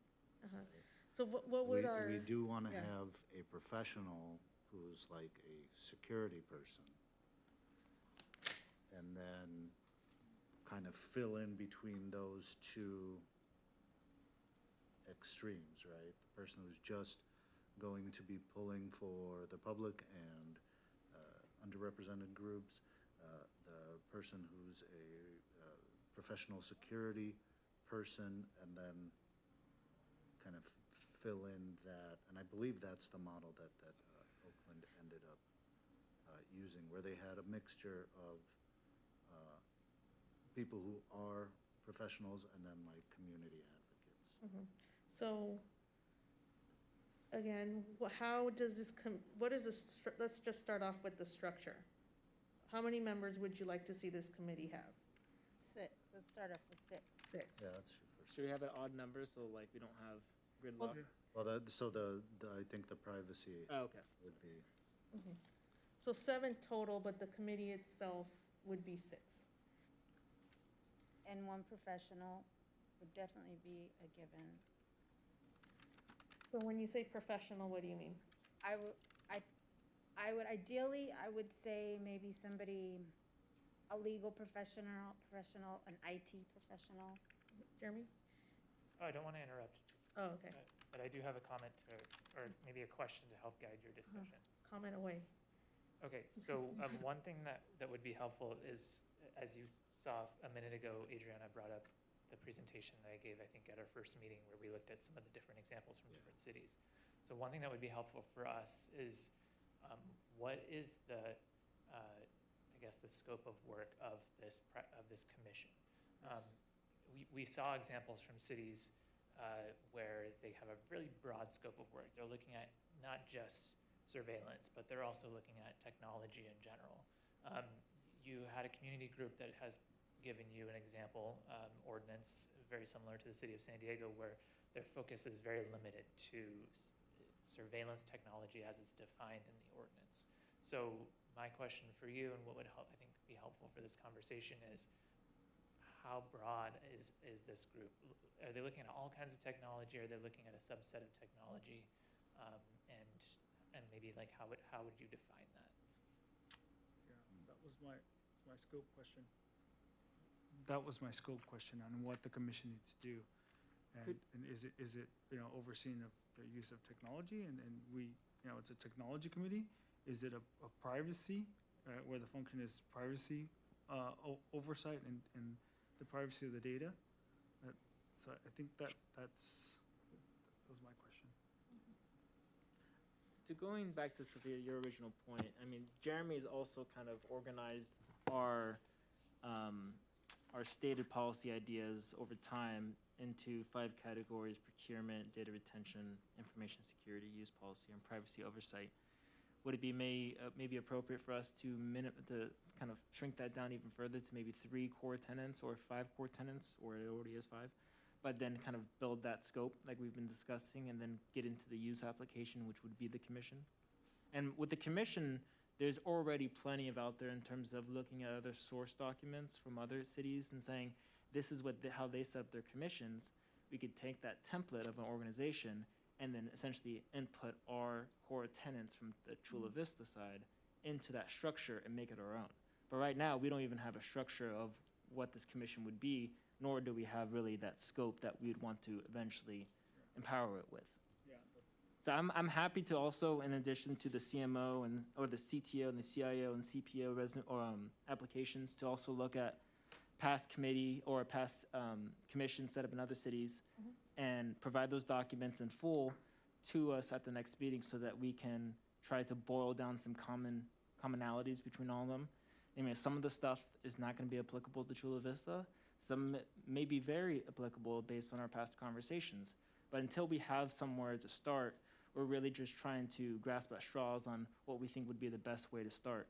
Rather than us reinvent the wheel, we can really look at that source material. So if you'd like to volunteer, Yep. I would said it be on the more record. than happy to let you. Okay. I think right now what we're trying to do is just work out some of the really big bullet points, because again, we kind of need something to use next week when we're having these kind of breakouts with the public.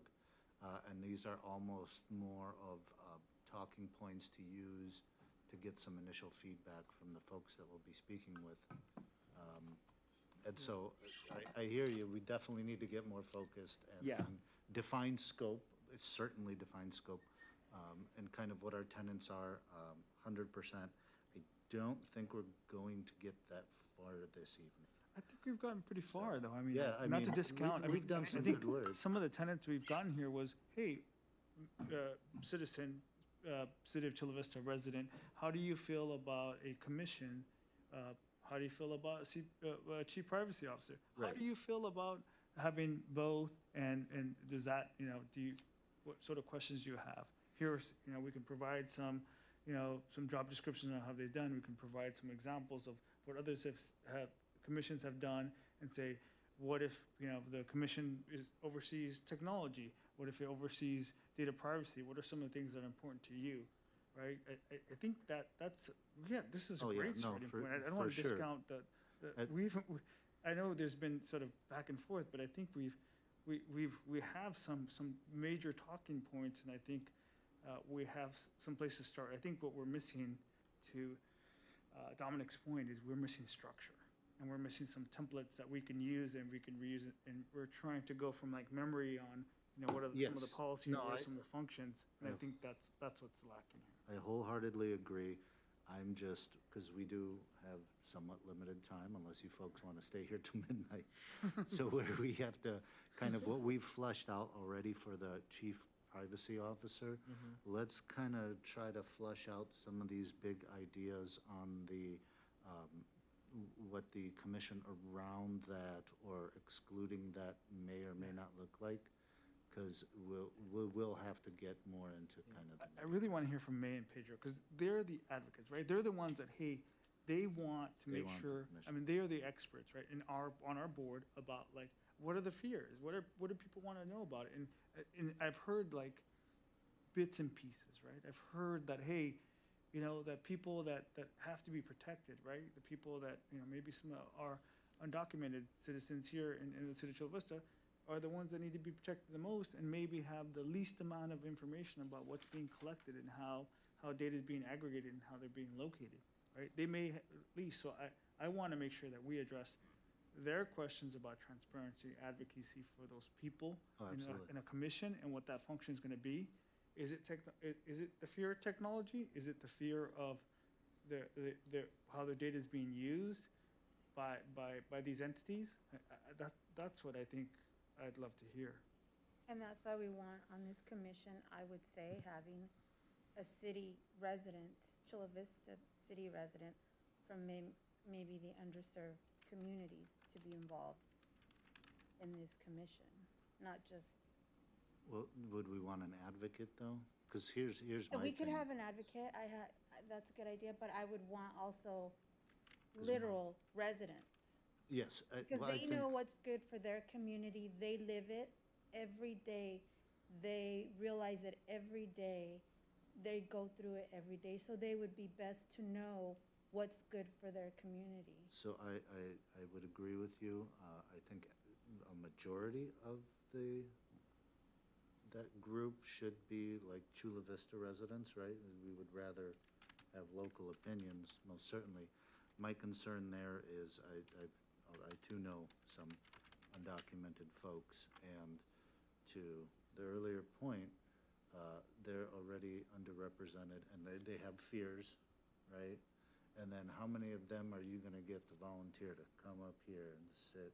And so that's why I think an advocate, I would love that if somebody came down and like undocumented from, you know, Barrio Logan or something, and then came up here and gave us their 2 cents. The reality is, if I was that person, I'd be pretty scared to do that.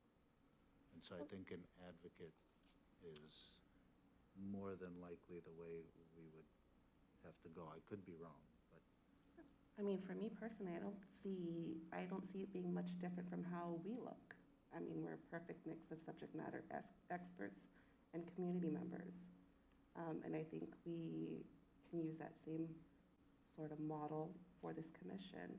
I think my concern with the privacy officer is that, you know, is just accountability, that, you know, that the buck doesn't stop with this one person. So yes, if we do decide to go ahead and hire this privacy officer, that still ultimately, you know, that the city council still is protecting our rights as citizens, and it's not just this one person that's overseeing everything. And that's kind of why I think we need the council, or not the council, but the privacy group around this officers. That's really going to be the check and balance to the privacy officer, right?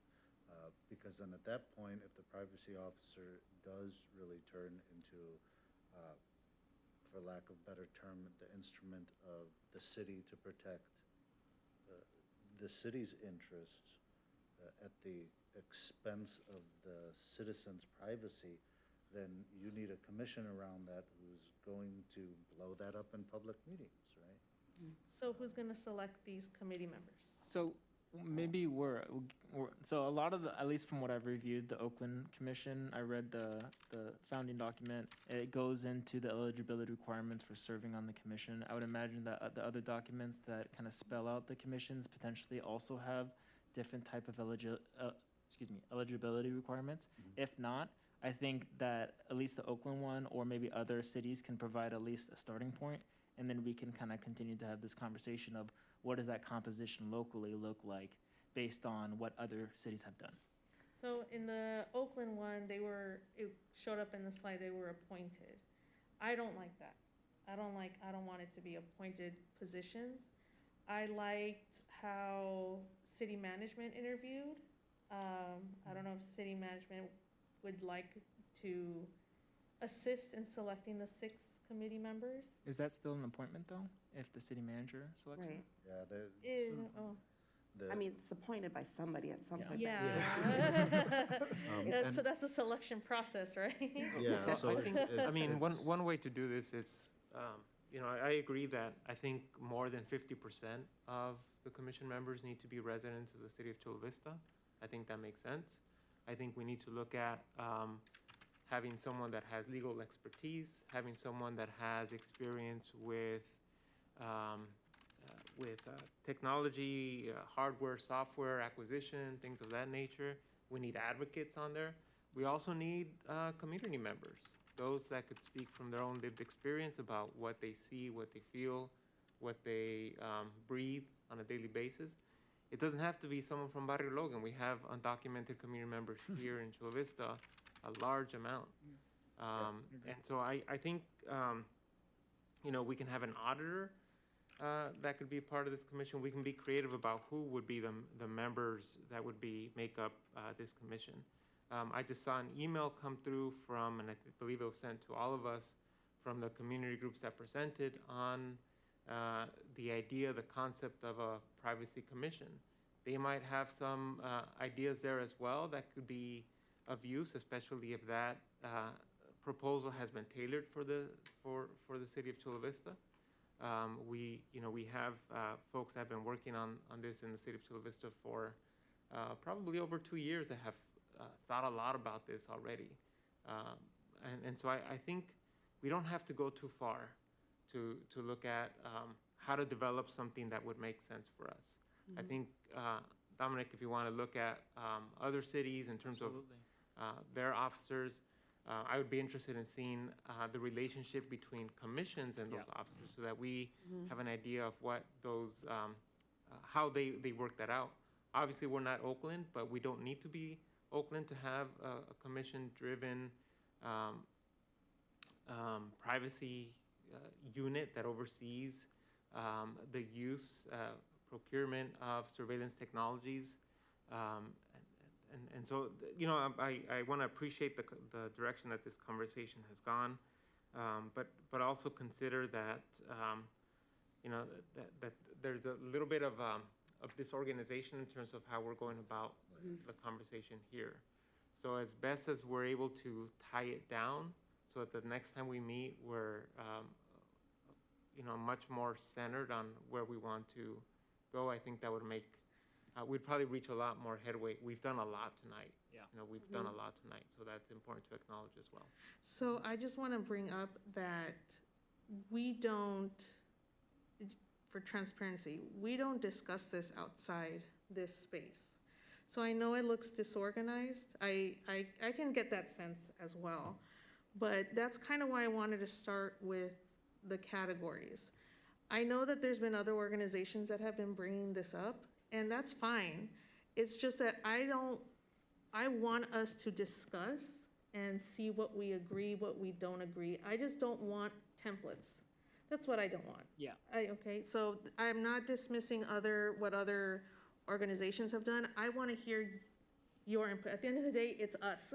Yeah, You know what I mean? So I want to hear what you say as where all our experience comes from. Absolutely. Okay, Yeah. so I just want to stress that. That's kind of why I brought up categories. If you want our next, if you want to assign Dominic and see what are the best categories that you feel, that you feel, go for it. I'm sorry. Yeah. I just think that that's what our task force will do. Yes. Like, we'll grapple over the information like we've done the last few weeks in terms of hearing these presentations, and then we kind of connect the dots on what we think fulfills our mandate, which is ensure the privacy and protection of data in Chula Vista. We don't necessarily have to derive all that creativity ourselves. We can look to other samples, but then to make it uniquely Chula Vista, that's going to happen amongst us. Yeah, and we can go through a list of things like, hey, does this apply to us? No, check it off, right? Like, hey, do we have to oversee, do we care about technology? Right? Do we care about the data? And it's the data privacy that's the focus, and the focus of this commission to ensure that, you know, we're the proper stewards of that data. If that's the function, I think we have to define that and say, hey, you know what? Technology is fine. It's really what we care about is the data, right? And how we, what's happening there. I don't know. And I think we have to have, and we're fine. We all respect each other. I think we're all very respectful. But there's going to be things that you disagree with, and it's okay. I think disagreement is healthy, and there's going to be things that we throw out there that aren't going to stick. Might bring out a template or might bring out a set of bullet points from another city, and maybe 95% doesn't apply. We're like, look, this doesn't apply to us. Or maybe we can take one of those things and say, hey, you know what? This is a valuable thing, a valuable theme that we need to address, and this commission needs to be able to have some oversight over that specific item. And just to put things in perspective, guys, first working session set for half an hour, and big bullet points so that we can start kind of organizing where we go, our next meetings with the public, what do we want to get some input back on, give us stuff to kind of mill over. We're just in the very preliminary kind of point of let's discuss, we're throwing it up on the board and seeing what sticks, and we'll spend a lot of time whittling down from that, because most of our following meetings are literally this. Right. So we're gonna get a chance to really get down into some of the nitty gritty. And we should definitely take a look at other sources of inspiration and see what they did or didn't do. But just to keep things in perspective, we're just trying to get like the really high bullet points at this point of like, okay, well, if I go talk to my mother-in-law tonight about, well, where are we going with this? Because in essence, that's what we're doing next week is we're going to be talking to just, random citizens out there. To give them something to like, why am I here at this meeting? Well, because we were wanting your input about like, okay, we're thinking about a privacy officer. We're thinking about surrounding that person with a privacy task force. We're thinking about, so just to put it with the perspective, I know we all want to whittle down to details and start thinking about stuff, but we're not going to be able to get that specific. At best, we're setting up kind of a framework of what we talk about next time we get together. And I'm not even sure we're going to get through that. So. So let's do, because I wanted to talk about the selection process, but for the committee, can we just all agree that it's not an appointment from the mayor or city council? Or are there people here that would like to see the mayor or city council members appoint committee spots?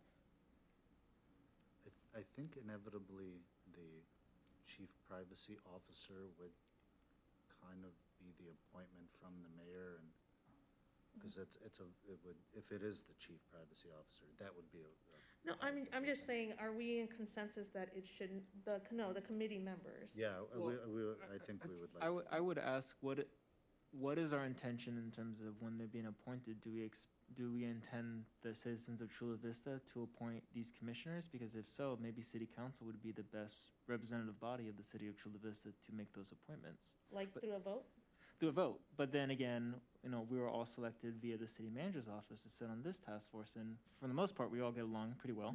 And so maybe that might be the best course of action to go to the city manager's office. But I think both are viable.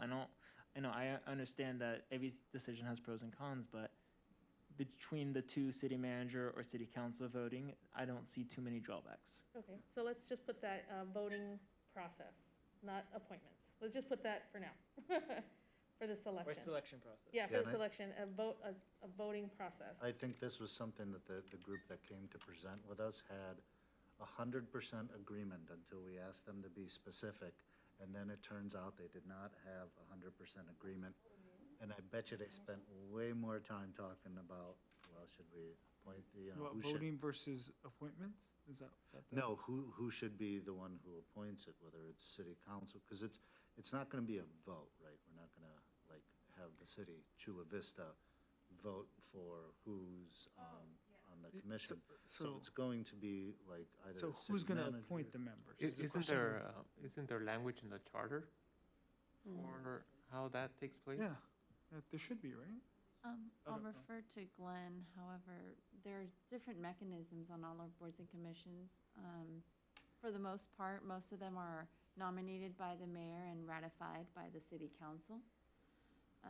But I'll let Glenn explain a little more. Hi. Either option's available, up to you. It depends on what you'd prefer. If in fact the city council appoints, in effect creates this group and appoints its members, it almost certainly becomes a Brown Act, committee and subject to Brown Act, requirements. If it's appointed by the city manager and reports to the city manager, you can choose to be Brown Act compliant, but it wouldn't legally be required to, so they'd have more flexibility. So I think your question of who appoints them might be the same question as who are they reporting to? Are they reporting to the city manager like this group, or is it advisory to the city council? If they're advisory to the city council, there's different ways that you can structure it, and the city manager could even have appointments that they make, to this group. But ultimately, I would think the city council would then either ratify recommendations or appoint those people themselves. So that might be a threshold question for you in terms of the appointment, is who are they reporting to, not necessarily who chooses them, because that can be, you can mix that up in a variety of different ways. Yeah. I think. Oh, one other point to make, there were some discussions about the officer, the privacy officer, I think we're calling them, right, or the Chief Currently. Privacy Officer. Chief yes, privacy, yeah. of being on this group.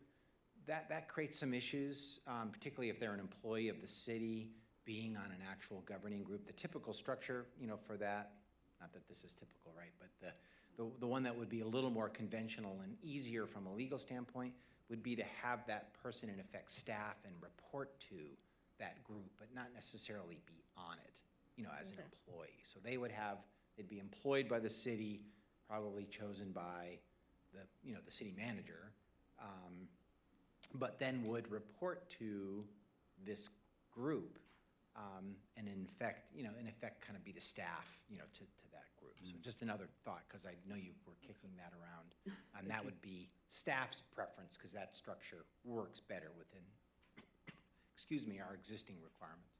Thank you. Perfect, thank you. Glenn, just one quick question, because it was brought up earlier. Does the city of Chula Vista have an actual legal terminology or description of the word technology and the word privacy? Is there like a legal description of what that entails?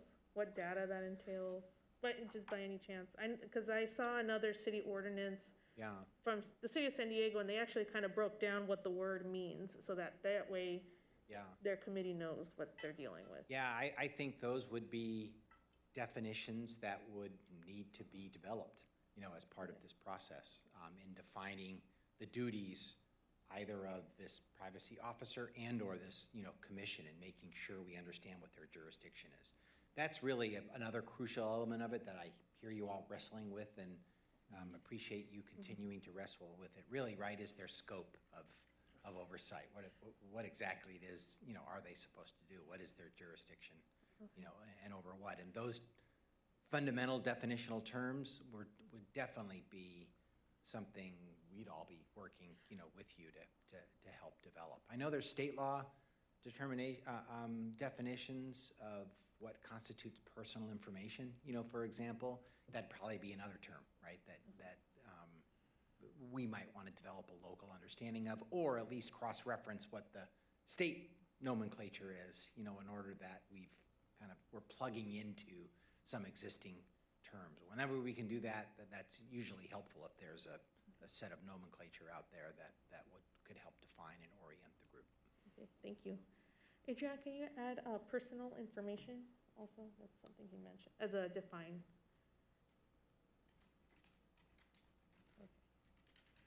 So this may be something that we take back to to help flush out in our personal own identifiable. heads. Yeah.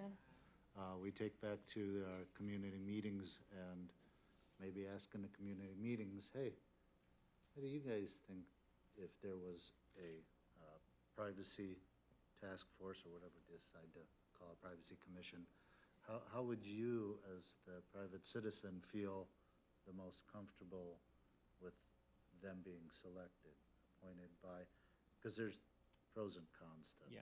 all of this. And right? I would say the most kind of apt parallel to the differences between the two would be, one, this task force is city manager appointed, so we're not bounded by the Brown Act, but Jeremy has been very diligent in making sure that we are. Versus say, you know, a Parks and Recreation Commission that is subject to the Brown Act, and that is much more transparent. So in my mind, if, you know, the end goal of this effort is to instill transparency in the entire process, we don't want to make sure that we are in accordance with the Brown Act, right? In terms of publicizing our meetings, making sure our minutes are readily available, making sure the agendas and supporting materials are readily available. Jeremy, as I mentioned, has been excellent in making sure this task force is compliant with the Brown Act. But say if we were set up in such a way that we didn't have to be, it would wouldn't exactly lend to that tenet of transparency and accountability that we are. Slippery slope, yeah. Yeah. I think this is a good place to stop. Because that opened up a whole set of other thoughts, right? Let's just close with the round table. We can go, let's start over here on this side with Ms. May. Is there closing thoughts, closing opinion? Yeah, thoughts? It's Sure. fine. I'm really proud of what we've done tonight. I think, you know, just given the scope of, you know, just what we're tasked to do, you know, might have kind of maybe seemed jumbled, but I think that's just us really trying to regurgitate everything that we've kind of kept in our heads the last few months. I think my suggestion for the next time we meet, we are going to, you know, participate in these, you know, community discussions, which I'm really looking forward to. I don't know if we have any word or any update on the focus groups that occurred in June, if we might have any kind of idea of what the results were for that focus group, but just kind of throwing that out there. And if we might have that access to that information the next time we meet, Jeremy? Yeah, the Spanish language groups are scheduled to happen Thursday night of this week, actually. Okay. So our current plan is to actually bring the results of all 6 focus groups to our August 1st meeting, our next meeting. Perfect. Okay. So Great. basically at our next meeting, you'll have everything that you heard or that we gathered at the community meetings and also through the focus groups. Great. Just to finish my thought up, I just think that, you know, what I personally am going to do, and maybe just kind of throwing out there for everybody else, is really go back and just take a look at, you know, all the community presentations that we've witnessed, and taking a look at the PowerPoints and all the notes and seeing what has worked for other cities. And just to point out that, you know, that the Privacy Advisory Commission model has, you know, is being used by, I think, over a dozen municipalities now, and Oakland's just the first. But maybe it would behoove us to maybe just kind of review that, and if possible, you know, as we're kind of thinking about how we can structure our next meeting, so it's not kind of just all over the place, maybe send to, you know, Madam Chair, Vice Chair, and Jeremy, our thoughts on like how we would like next meeting to run. Maybe just little bullet points, and maybe the 3 of you can kind of collect, you know, that information from all of us, and then we just run down those bullet points. So I don't know, looking forward to our August meeting, y'all. Thank you. So I want to start off by saying that this is hard work. You know, what we're doing here is especially difficult work. So I want to appreciate Madam Chair for your work, Vice Chair, and the staff, city staff, and for trying to hold this process together as best as possible, and understanding that there isn't communication outside of the meeting here. So I want to appreciate and hold that up. I think we have done a lot here, as I mentioned earlier, and so that's something that we can be proud of, the steps that we've taken to move this process forward. I think that I'm also looking forward to the community sessions. I'm interested to hear feedback that people have. I do want to apologize that I have a work-related meeting that will take place during our next meeting. Actually, I'll be away all of that week, so I won't be able to make it for the August 1st session. I know we're not subject to the Brown Act, but what I attempted to suggest at the last meeting is that there might be a way for us to have, to pose questions that could help us in the conversations that we have during these sessions. So for instance, how often I work is that it takes time to assimilate the information. I need to take it back, analyze it, then, questions might pop up at that moment. And so if I do that, what I would like to do, almost similar to what you proposed, May, is if there are some topics that I think might help this discussion, then I want to allow myself that ability to share through an email and say, hey, these are points that I think might be important, or the definition around surveillance is found here, or whatever might help the discussion here move forward, not to be out of compliance with the Brown Act, but for the sole purpose of moving conversation forward in the sessions that we have here. So thank you.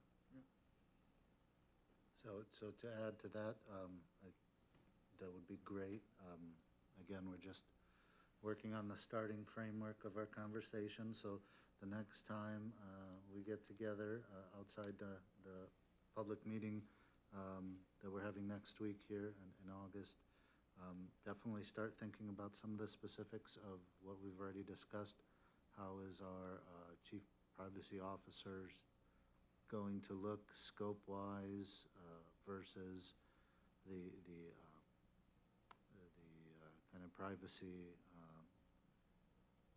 commission that we're going to have? How would that really kind of work its way through? Definitely send those ideas and bullet points to Jeremy to help kind of structure our following meetings and add, but again, not too detailed. We'll flesh out the details because we don't want to dump 200 documents on Jeremy with too many specifics, but more of a roadmap of what, the big bullet points, and we'll start whittling down bullet points as we go along. And I definitely appreciate everybody's hard work here today.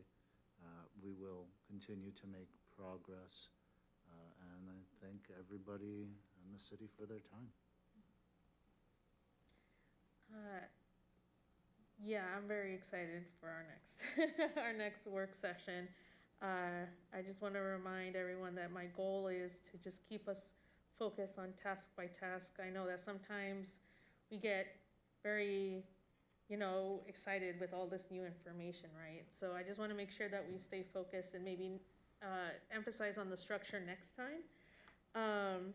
And then, Dominic, I'm looking forward to your categories. I will definitely be doing some extra reading. I'll be reading other cities' ordinances. I just want to stress this is our opportunity to put our personal input into this policy making. So don't forget about, don't forget about yourself in this process, right? So definitely bring your personal thoughts and opinions. And I will try and do the community meetings next week. I can't 100% say that I will go, but I will do my best to. I just want to say that it's been nice working with you all. We all have different ideas, different perspectives, and collectively we can do some good for the city of Chula Vista. I also wanted to make a comment that kind of distracted me.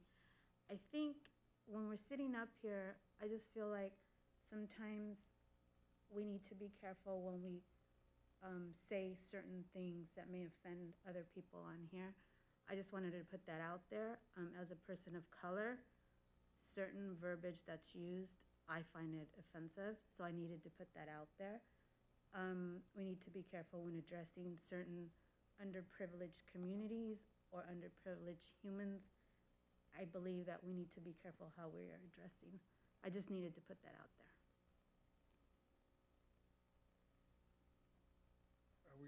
We're going down. You're asking. I think I've said enough. Thank you guys. I'm looking forward for more work and more collaboration. I just want to say I definitely enjoy learning a lot here, but it does take me a time to just go home, sit down, and just, my ideas after, because my biggest thing, like my biggest pull when I hear all these conversations, I enjoy the discourse, because there's a lot of questions being asked that I wouldn't have thought of, so I appreciate that, and it's a very necessary process. And yeah, I think, conflict's gonna happen. It's just we need to have a moment to remind ourselves, like, we're all on the same team. We're just, we're still humans. We all come from different backgrounds, and we all don't communicate the same, so that's just gonna happen.